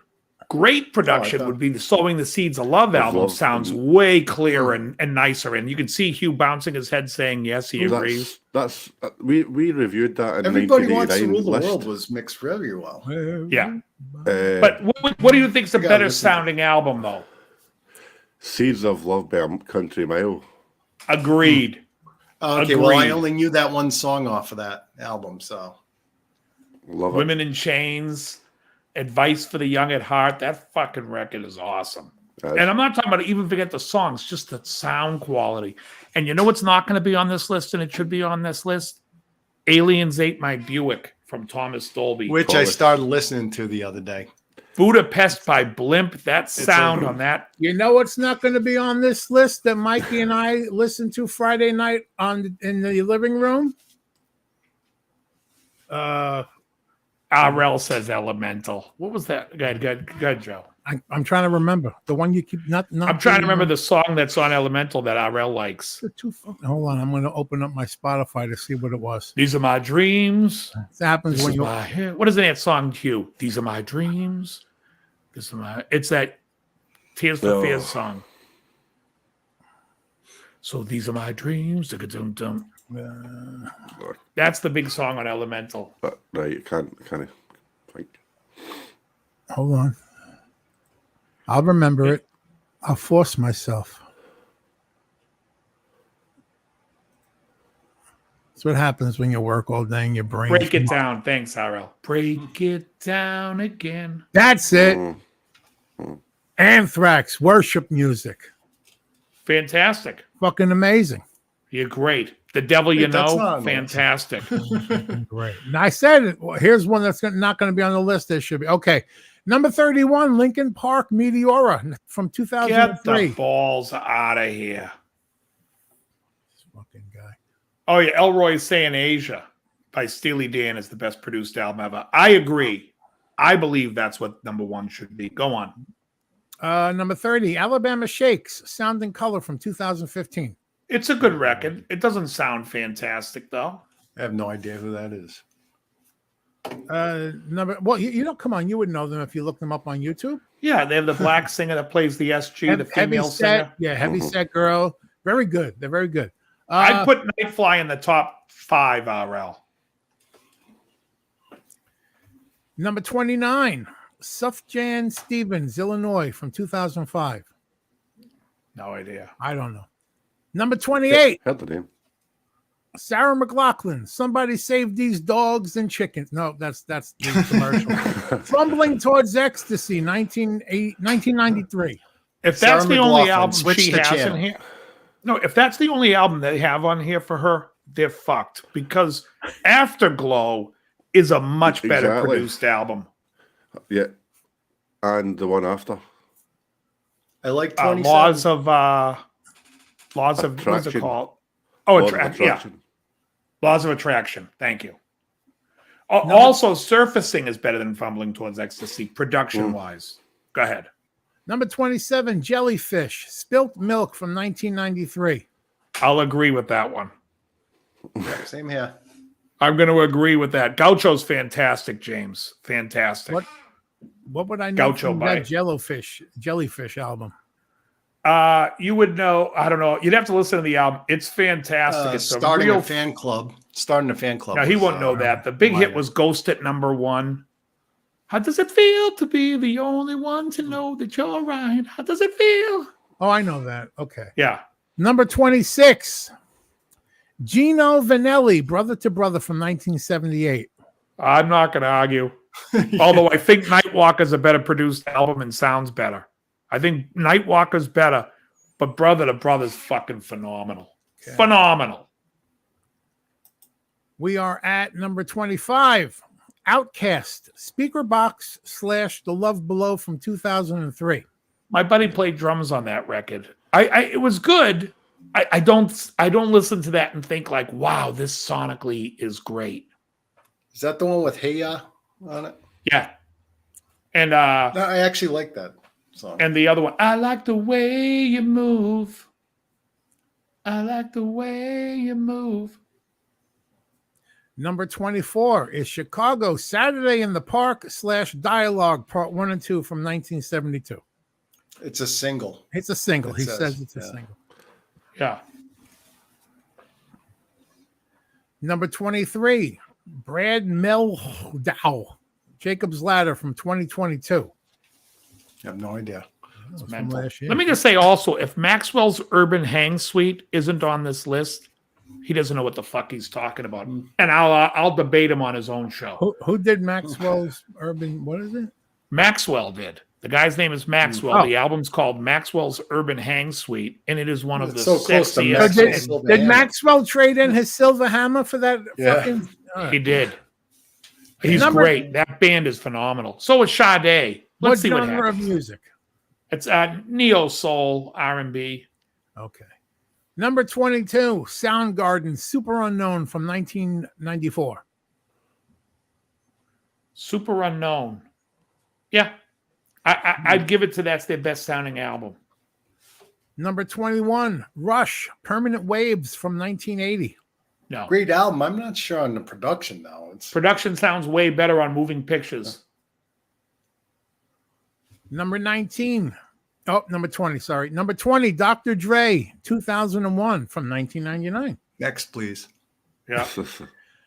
Number 19, Tool, Lateralus from Lateralus. 2011. No. Then we have number 18, Van Halen, 1978. That's pretty raw. Hmm. It's like But I call that- great songs. I Would you think say it that's the sounds best? great. No, Wait, would it's you not say- the best sounding. No. They sounded great on that album to me. I think they sound better on Fair Warning. Yeah. But I here's think one Fair coming Warning's up. a better sounding. I mean, this is the list of the 40 best sounding albums, not the songs on the content, Yeah. but the sound of the album. All right. I disagree with that Van Halen choice. Well, at number 17 is one you've probably been listening to lately. It's Genesis, A Trick of the Tail from 1976. Yeah, the production's kind of muffled. Every production Yeah. from them all the way up until and then there were 3 is muffled. Yeah. The best sounding album they put out is either the Genesis album in '83 or Abacab. Best sounding. I'm not talking about songs. Best sounding. Trick of the Tail's a great record. I think that's the first one with Phil Collins singing, right? That's 76. 76. Is that it? Yeah, that's the first Phil Collins vocal. But the Squonk, I think, is on that album, if I'm not mistaken. Yep. the first Steve album- Kanyok, I'm not a Radiohead fan, and I'm going to tell you the Benz is a much better sounding album than most of these albums he's been saying. That's a great sounding record. Right. Number 16, The Rolling Stones, Let It Bleed from 1969. I don't think any of their albums sound good. I think Some Girls sounds good with Beast of Burden. That has a nice production to it. But as a whole album, I can't put the Glimmer Twins anywhere near the list.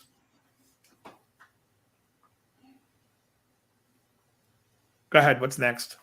The Who's next? Number 15 is Tori Amos, Little Earthquakes from 1992. I think the album afterwards is better production. The one with Cornflake Girl. What was that one called? Under the Pink. And because I know those 2 albums, you guys can now call me a fag.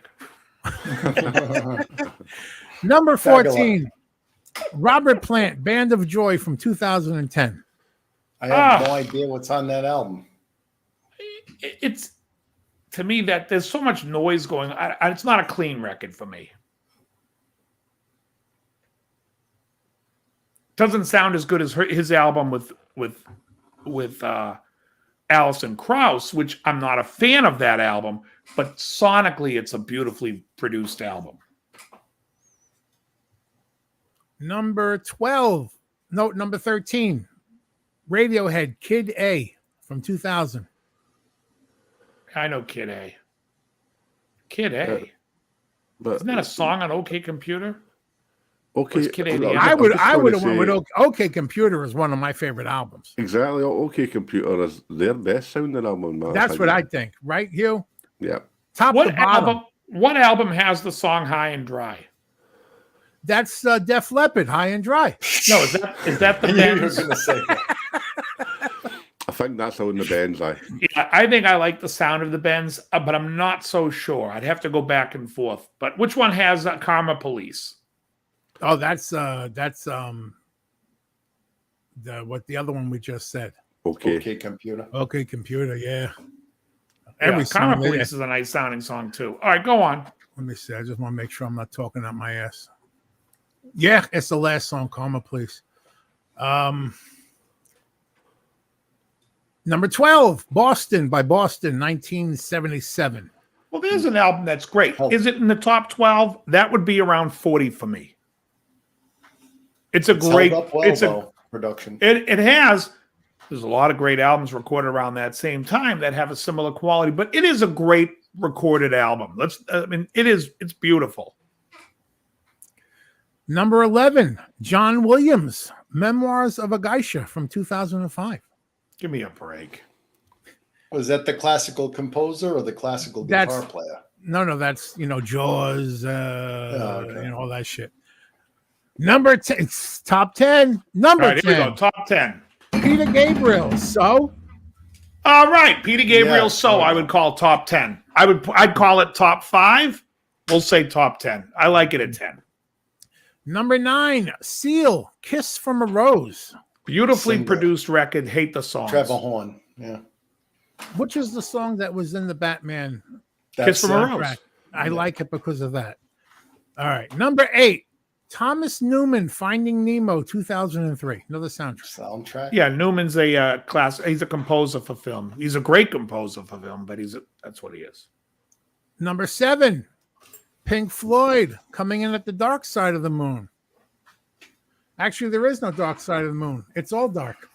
Right. Let me just think for a second here. Dark Side of the Moon. There's no Does that side sound to the ba- moon. Does Dark Side sound better than Wish You Were Here? Or animals. Or I'm getting there. Or Animals. Yeah, you can interchange those Well, three. As far animals as is I'm in your concerned. face. I mean, I don't think you can Animals is raw. interchange them. I think Animals sounds better. I think it's more of a sonic trip. I mean, I think the songs and what Dark Side contributed with Time and Us and Them and Breathe. But sonically, I think Wish You Were Here and Animals was a better produced album. Yeah, maybe Wish You Were Here, but Animals is my The favorite. Wall was But pretty good. I find that to be a really raw production in comparison. I I don't think like so. it. I like it that way, but I like it raw. Well, I don't think it's raw. There's always a droning sound going on. There's a lot of layers going on in that record. Number 6, The Beach Boys, Pet Sounds from Fuck 1966. off with the Beach Boys. Why everyone makes a big deal about that record? The only palatable song on that whole fucking album is Well, Good we're Vibrations. not talking about songs. We're talking about sounds. I'm just So saying, the but Good time for its Vibrations. time. But does that sound any better than anything off Revolver? Or Sgt. Pepper? If Sgt. Pepper comes up next, I'm going to Well, they were vomit. trying to copy the Beatles, so Brian. Well, they heard Revolver, then they wrote Pet Sounds, and then they did, Yeah. to follow up with Pet Sounds, they did Sgt. Pepper. All right, Joe, what's next? Top 5, coming in at number 5, Queen, A Night at the Opera from 1975. That's not their best produced album. Not even close. Day at the Races. I think The Game. Really? You think that That's a you good like album. Mac? Yeah. I'm talking about production. The drums sound the best on that album, like songs like Save Me. Everything's clear. It's a beautifully produced record, The Game. I could agree with that. But I think Day at the Races is very well. Day at the Races is definitely better than Night at the Opera. 100% better. Number 4, Steely Dan, Asia. 4. Number 4 is Asia. Steely Dan. It should be number 1. 1977. It's really going to be hard to come up with something that's better than this. And let me just say, because there's a bunch of R&B records that are not getting production any love. And so if anyone's paying attention, All in All by Earth, Wind & Fire or I Am by Earth, Wind & I Am. Fire are Go for that. unfucking believably produced records. Michael Jackson's first solo record, Off the Wall, is a fucking great produced record. The brand new Heavies, Gary Katz, who did Steely Dan, did a band called Raw Stylus, Pushing Against the Flow. These albums are not going to be anywhere near this list. David Sylvian, Gone to Earth. The Blue Nile, Hats. Roxy Music, Avalon. Go on. All right, I just know they're not on this list, but those should be in the top 10. We got 3 left. Coming in at number 3, Stevie Wonder, Songs in the Key of Life from 1976. Now, hold on. I'm a huge Stevie Wonder fanatic. Love that album. It's a double album. Could sing every... In fact, I sent you a song the other night, if you remember, from that album, Pastime Paradise, that Coolio stole for Gangsta Paradise. Mm-hmm. Stevie Wonder, that album is not that great sonically. It's not like you can't even compare that. What was that, 1976? 76 was also the 76, year. Earth, Wind, and Fire's, what's that album they did in 76 with Getaway? Spirit. Spirit sounds is sonically better than that. He's talking about the importance of the album. He's mixing other stuff in because sonically, production-wise, that album isn't doing it for me. There's a film on it that I don't like. You got those Earth, Wind, and Fire tickets for me? Where were you 2 weeks Me ago? and my brother won. Okay, go. I might be with you there, Roy. Number 2, Joni Mitchell, Court and Spark, 1974. There isn't a planet I'd visit that would say that was good. It's just what is Court and Spark? Am I crazy? Is this the album with Help Me? Help me, I think I'm falling in love with you. I mean, there's some beautiful songs on this record, but production-wise, it's not going to win any awards. Oh, it did win awards? No. I mean, it's just... Is it better than Seals and Crofts' Diamond Girl? No. Or 72? I mean, it's the sound of those records. I mean, even the Spinners, Whenever You Call Me, that record still sounds fresh today. I mean, Stevie Wonder on Songs in the Key of Life, I Wish and Sir Duke sound really good. But there's a lot of songs that I think are like those heavy synth songs, like Have a Talk with God, that I think is muddy. There's a lot of muddy shit going on. I don't like muddy shit. Most of us don't. I like Muddy Waters. And I'm not, I don't know sonically that Led Zeppelin 4 is better than Physical Graffiti. But I don't know where either one has to be in the list, because I tell you right now, I'm not sure that Zeppelin would have an album in my top 40 of best sounding albums of all time. And they're my favorite band. You would put Robert Plant in there before Zeppelin? I wouldn't put Plant in there, but I would put Robbie Robertson's solo album. That first solo. Are you familiar with that one, Hugh? Robbie Robertson's solo album? Daniel Lanois produced one. Yeah, it's brilliant. Daniel Lanois got to have 2 or 3 in the tops. And I'm not a huge U2 fan, and I would probably put Achtung Baby in there, or The Unforgettable Fire. Yeah, I'm surprised there's no U2 on this list. Daniel Lanois did so. Yeah. For Peter Gabriel.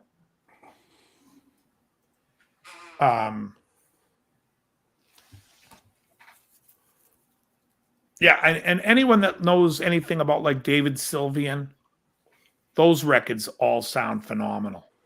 Phenomenal. Well, we got number 1. Blood Sugar sounds great. I'm not to me, rock albums really have to be fucking amazing production for me to notice. Spilt Milk by Jellyfish is one of those records that I think is fucking produced brilliantly. I mean, it's a sonically beautiful. Belly album. Button's not bad either. It's not bad. It's not the same, though. It's not the same, yeah. It is a little nicer. So I'm just saying, when you're comparing, like, what's the best, what is, like, one of the best rock albums? Let's get to number 1 first. Then we're going to try to figure out what's the best heavier rock. With this.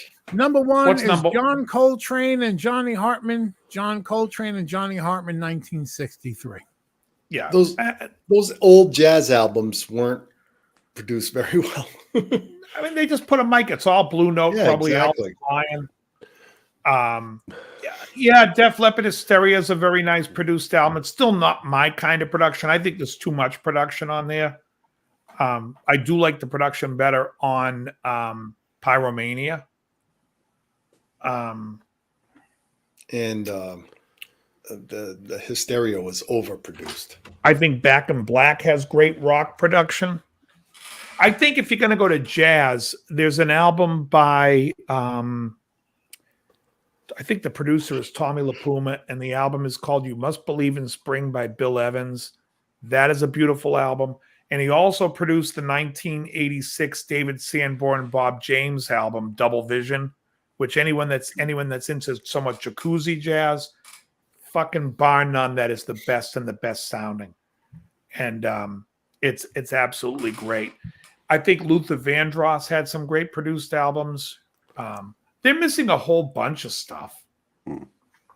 Yeah, what about Total 4? There's no Death. There's no Metal Church. I think Toto 4 doesn't sound as good as Toto Fahrenheit All right. with I'll Be Over You. And I personally,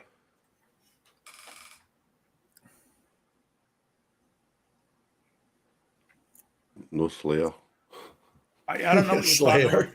about. So, yeah, I mean, if you look at like metal bands, yeah, I don't know if they're the top producers. They're definitely producing the big hits. But I don't know, like sonically, does that mean sonically they're making the best sounding records? Let me try to think. If we were to discuss, what do you think the best 80s metal sounding album is? I just looked for that. The best produced metal albums. Oh, here we go. We got a list. Looks like it's the same. It's the same website, and I didn't even look for it. Okay, it's let's see where we go. Serendipity. It's 25. Do I do 25? Yeah, 25. 20. 24 out of 25. We're never going to fucking heard of. ISIS, In the Absence of Truth, 2006. Oh, it's going to be one of these lists. That's a great album. I have no idea what it is. 24, Ocean Machine by Biomech, or Biomech by Ocean Machine.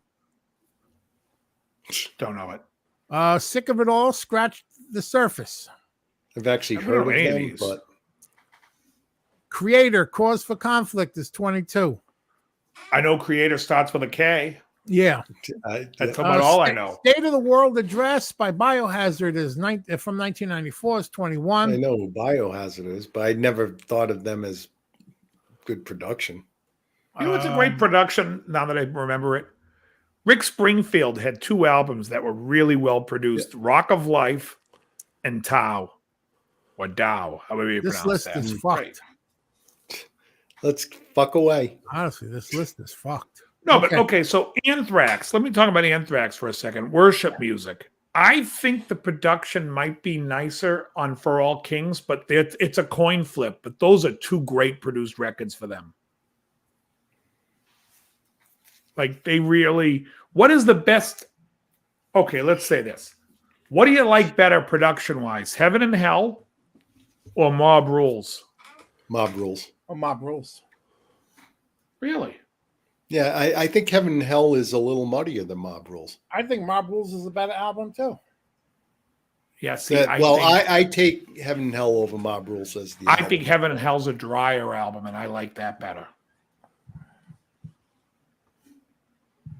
Nice. Oh, nice. I like the drier, more in your face. It's more personally. I mean, it's all we're not arguing fact at this point. What do you think's what do you think the best Priest album is from 80 to 84? Well, you know what I'm going to say. I'm going to go with You say Screaming for Vengeance or Turbo Lover. Well, Turbo's 86. You say Screaming for Vengeance. Yep. And that's what you would say. Yep, that's my Yeah, favorite Priest album. And it's a great album. I just think British Steel might have a better sound. I like the drums are louder. I like that it's drier. Like, I like songs like Rapid Fire and Steeler. And in fact, I think you take your 2 best songs and we could grudge match them against those 2. So now when we talk about favorite albums, favorite sounding of... I'm talking about the sound. I'm talking production. Yeah. I'll still go with Screaming for Vengeance. Yeah.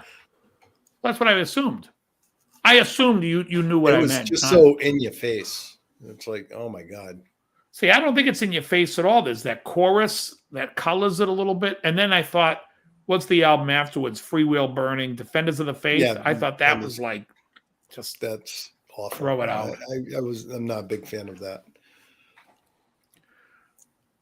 All right. Like, because I personally think, like, people talk to me about like Michael Schenker and early Scorpions. Those albums were never big because those productions weren't that good. The guitar tones are terrible. They're really dark and mid-rangey, and that's what everyone's like, oh, I want my guitar to sound like that. Well, that record sucks. There's no place, no one's considering frequency, where to put the mix, and it's just not not very good. Scorpions clearly when they came out with what's the album with the forks in the eyes? Blackout. Yeah. When they did Blackout, that was like their best sounding production. And then you're splitting hairs, I think, if you go to Love It First Sting, which one's better, because then it's just a preference. Do you like it drier or a little wetter? And I just think Love It First Sting has a little bit more wet on it.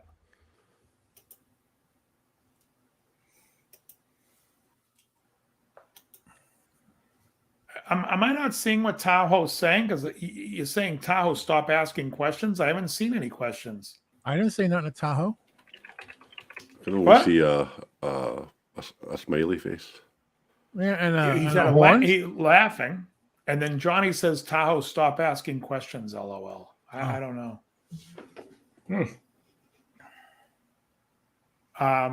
Johnny, you hearing things? No, he's just Tahoe's just putting emojis up. It's over, Oh, John. so what? Nothing is over. So, no, I'm just Tahoe, trying do to whatever figure you're out gonna what's... do. We don't care. I don't give a shit. Do whatever you're gonna do. Whatever. Yeah. Anyways, so I think, let me see, if we had to come up with top 5 best sounding albums of all time, I can honestly say there wouldn't be a metal album in my list.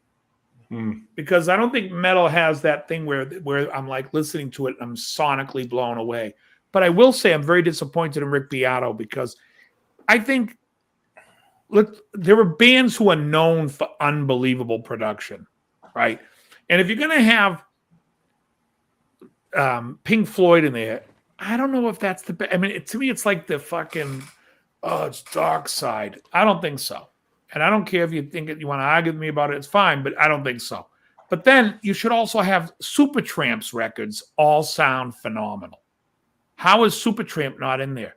That album, what was their 79 album? Breakfast in America. Yeah. How fucking beautiful is the production on that? Mm. Or even for 1974, Crime of the Century with Rudy's on. They have, thank you, Electric Light Orchestra, the production of the Out of the Blue, or even Discovery, which I'm not so huge on, but what's the one before Out of the Blue? A New World Record. Fantastic production. And I think this guy's missing some of that stuff. Crisis What Crisis is probably my favorite Supertramp album. Sister Moonshine and Easy Does It. Oh, it's a great record. So, but I think Supertramp should be in the discussion. I mean, if you're going to have like great albums back then, in Marillion, I'm not too aware of. I thought Mr. Mister's third album, Go On, was produced really nice. That had a great sound. Yeah, it's just to not have Earth, Wind, and Fire all in all from 1977, but to throw in Songs in the Key of Life. I love Stevie Wonder. I don't think any of his albums have wonderful production. I don't sit and listen to Stevie Wonder and go, man, this is so produced perfect. It's just not. Even in the quietest moments, but with Baba G, there's a great song on that album, From Now On. You know, I looked at another list that's his best. It's called 15 Best Produced Recordings of All Time. Test Your Hi-Fi Speakers. 15, Okay, yeah, they have spilt milk on that. Okay, let's hear that list. Okay, in no particular order. I mean, it just starts spouting them off. But Go ahead. Okay, let's see. Spilt milk. By the way, You Spilt lost me Milk by here. Jellyfish, if you're not familiar with the album, is a fantastic record. He Fucking says great. Go James on. Taylor, Sweet Baby James. Okay, I don't really listen to it, so I don't know. Sounds okay. A lot of acoustic guitars. Go on. Dark Side of the Moon. Random Access Memories by Daft Punk. It was promising, started off with Jellyfish. Go ahead. Reach by Jackie Terrison. It looks like a piano player. All right. Okay, this is going off. Toto 4.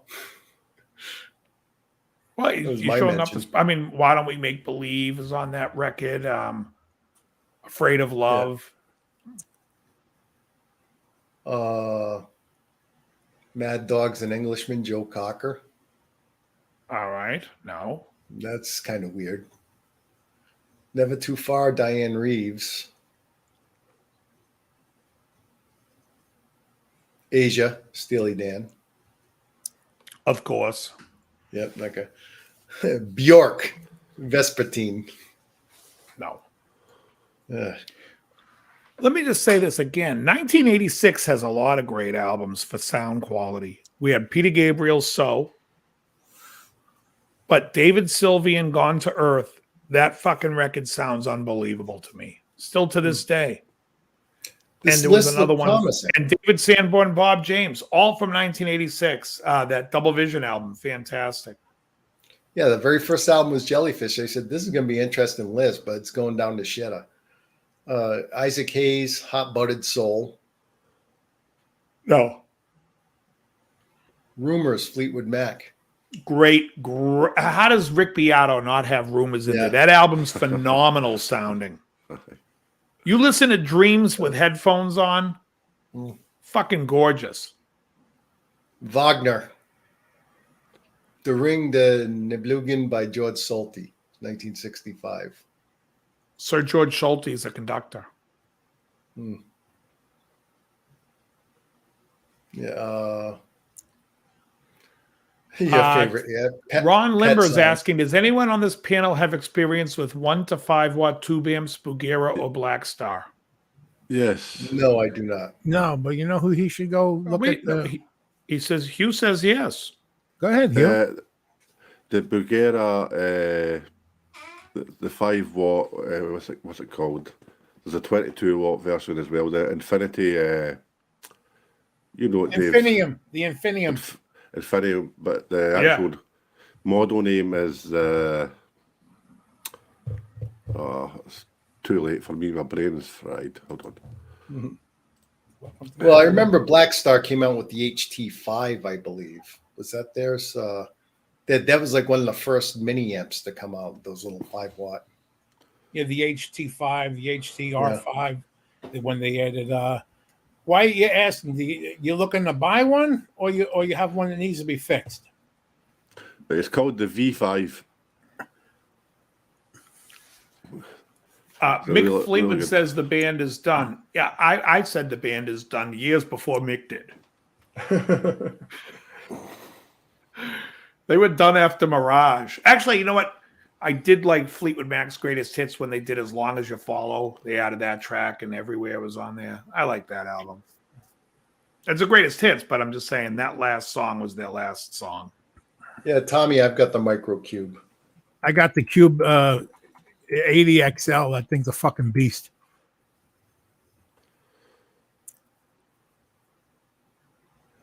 I'll say this: 24/7 strength and numbers is a great sounding That's produced a good album. metal. Yeah, that's a good. It's a good produced album. One of my Who favorites. produced that? Terry Date. I think also we're talking about hard rock production. I think it's going to be hard to find something better than White Pony from the Deftones. I'm not familiar with it. I know what Deftones are, but Yeah. Let me ask you a question, Dave. Yeah. Do you remember that old game show, Supermarket Sweep? Of course. The Bad Sweaters. Yeah, and everyone running around. Yeah. Do you have like a mini mart close to you that has like the mini size shopping cart? Because I thought of a great idea for one of our shows next week, maybe the week after.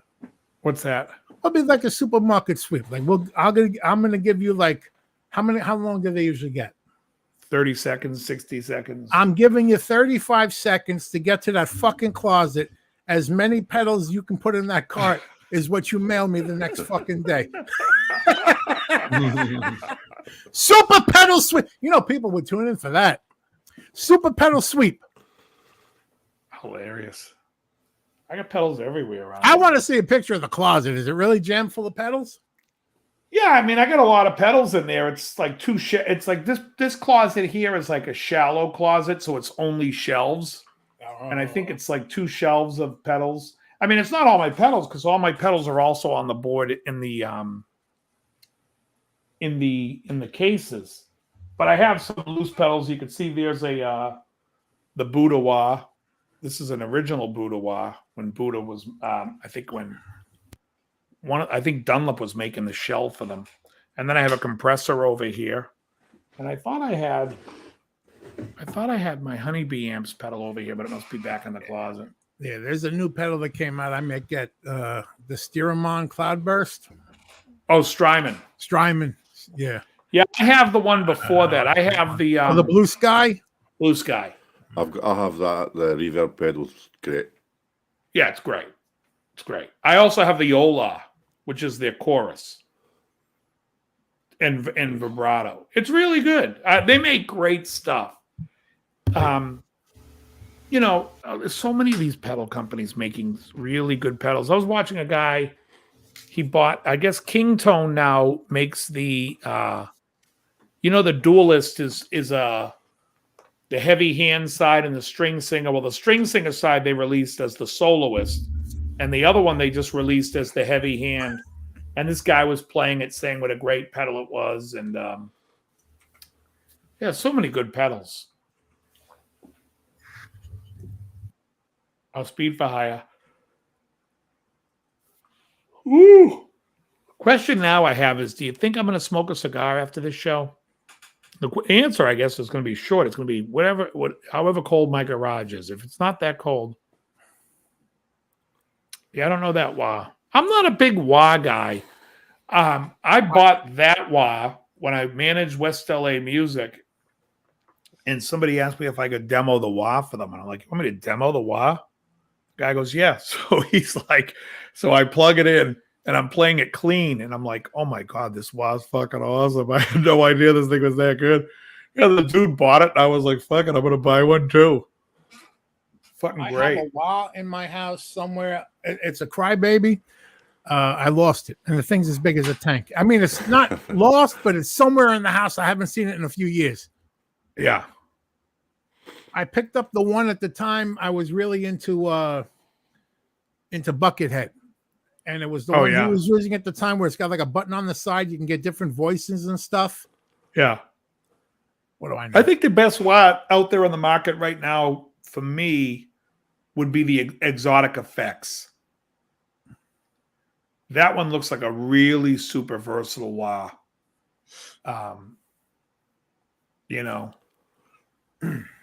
But as far as anything else goes, I don't know where the hell Krellbot just disappeared to. Did he say it? Was he? I don't know. You know the guys that you talk about now and again that do all the gear reviews that we don't watch. Right. Apparently, a whole clusterfuck of them went to Indonesia for a guitar YouTuber event. Did you hear about that? No. This USB connection is touchy. Holy shit. That's the loudest I've ever heard you. Oh, Jesus. Turn that down. So wait, these guys all went to India. Yeah, it's like the whole YouTube thing. It's like, I guess they think they're part of the cool club. Yeah. It's so weird to me. And their content is wait, who are you talking about? All the guys that just went to Indonesia, the Henning Polly and oh yeah, Henning and all the guys that went to the island. Aye. My favorite thing was when they asked Steve if he was going. His explanation why he wouldn't was perfect. No air conditioning. I'm out. My air conditioning hasn't gone off, so I can sympathize with that and agree. Hey, if anyone wants to know where I'm going to be in another 2 minutes after we wrap up, there's your hint in chat. Excellent. That's what I'm going to be smoking. Excellent. I don't care how cold in the garage. If it's cold, we call that Ruby's takeaway. He's got the Ruby's takeaway. Yeah, I don't know. You know, they all these guys, they're like so into like Henning, what's his name? Henning Pauly. Yeah. Mm. And he seems like a nice guy. In fact, He's I great. used to watch his videos, but I haven't watched him in a long time because I just don't care. And it's like, make music. No one gives a fuck about these. It's just getting to like ad nauseum. Well, you know what it is? I can sum it up perfectly. Let me give you the dumbed down Joe's a Brute Hulk street version of that. The guy's got a great personality. That's one. He's entertaining extremely. He seems like a really nice guy. Totally. But when you start going on about 45 minutes to an hour about a fucking pedal or something, I start losing my mind. Hmm. And not I only remember that, there's another thing where it got to where I started to say to myself, one, I can't afford this fucking thing. Two, am I ever going to buy it? No. Why am I watching? You know, I remember I can watch people with the fake ghost shit. At least give me a spook. The gear isn't that interesting. He would review guitars, and then he'd like play it, he'd talk about it, but then he'd like sit the guitar in a stand and he'd sit in a chair and he'd look at the guitar while it's there and say, well, this guitar is like it's strangest thing, like he was interviewing the guitar. Right. Well, if he was interviewing the guitar, I might have watched. That would have been more interesting. I think, and I'm telling you, this is for everyone. And it was for my stupid videos too. You got to keep it under 15 minutes. You're going to kill someone. No, but like I was watching, I guess they re-released Foxtrot, and so there's like a Peter Gabriel's talking about making the record. To me, that's interesting, fun, interesting historical stuff. But when people sit there and say, here's this pedal, and you can do this, and you can do that. Yeah, we get it. It's a compressor. I'm not saying all videos are too long. Look at the Gibson Icons when they spent an hour with Tony Iommi. I'm like, hey, don't leave yet. That was fucking great. Well, there was someone asked me the other day, it was a student of mine, about the Quad Cortex, I think it's called. Yeah. Okay. Yeah. So he was like, what do you think about it? I go, I don't even know what the fuck it is. So he's sitting over here. I pull up my computer. I punch in the thing, and Pete Thorne has a video on it. Oh, God. And I just want to see what the fucking thing's about. 2 minutes in, I got to be subjected to some composition of his that he's playing for this to show off the item. And I'm like, I don't care. I'm not here. Like, I'm sure the sounds are good. Everybody knows what the sounds can be. Just show me how easy it is to work the fucking interface. That's what you're demoing the gear to show me. Not to show me, listen to this fucking instrument. Like, I won't listen to good instrumentals, let alone his stuff. But I'm sorry. I just don't care. No, I agree with you. That became a trend lately. And here's what it sounds like in the mix. What in the mix? The fucking slob like me watching is in the bedroom like me with the fucking dust behind them. There's no mix. It's going to mix with dust. Right. But plus it's it's like an $1,800 unit. And it's like, yeah, we get it. It's a high-end piece of gear. It's going to sound great. There's no need for you to keep demoing your song. It's such BS, how it fits in the mix and stuff. Because how you get the fit in the mix is to adjust the EQ. And the slide. You can do that with any. Exactly. Yeah, you can do it with any.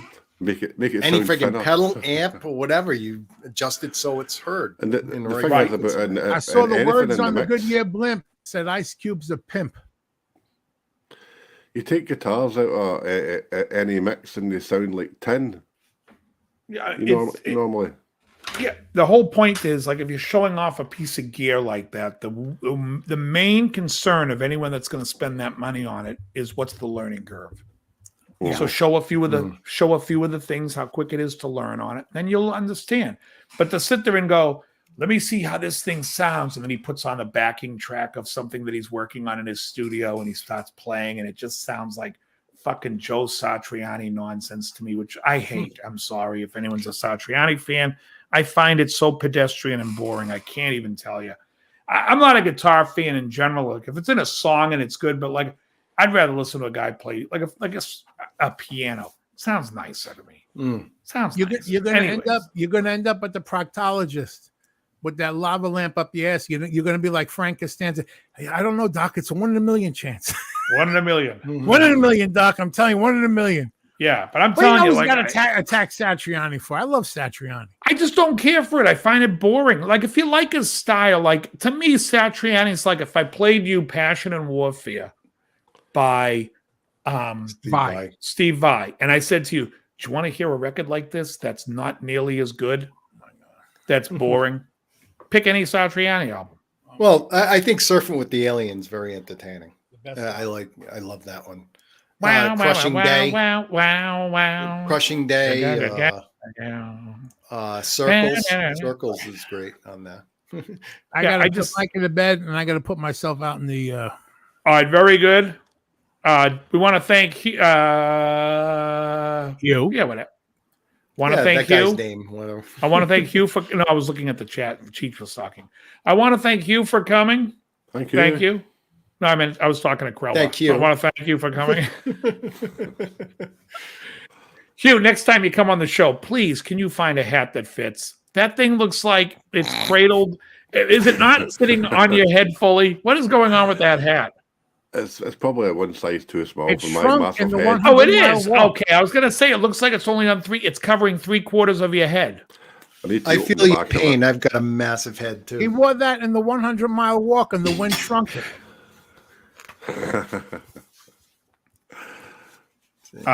Well, no, that one kind of fits, but But you got it over your headpiece. That fits. Where'd you? What fucking grave did you dig up to find that hat?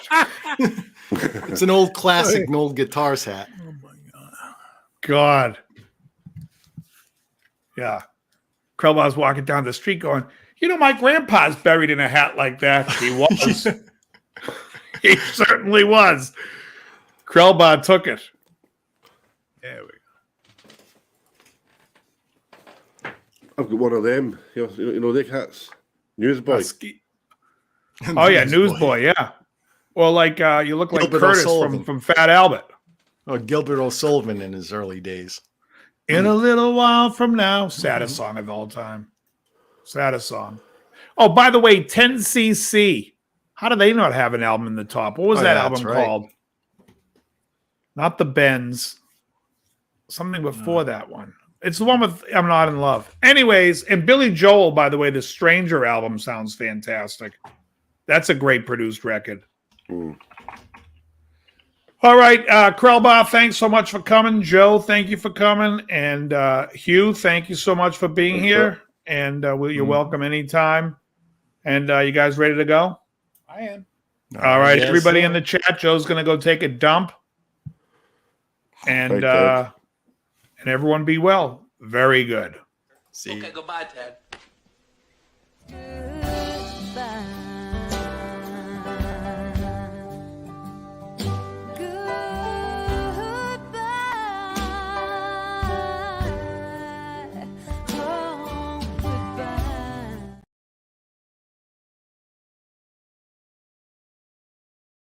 Okay, goodbye, Ted.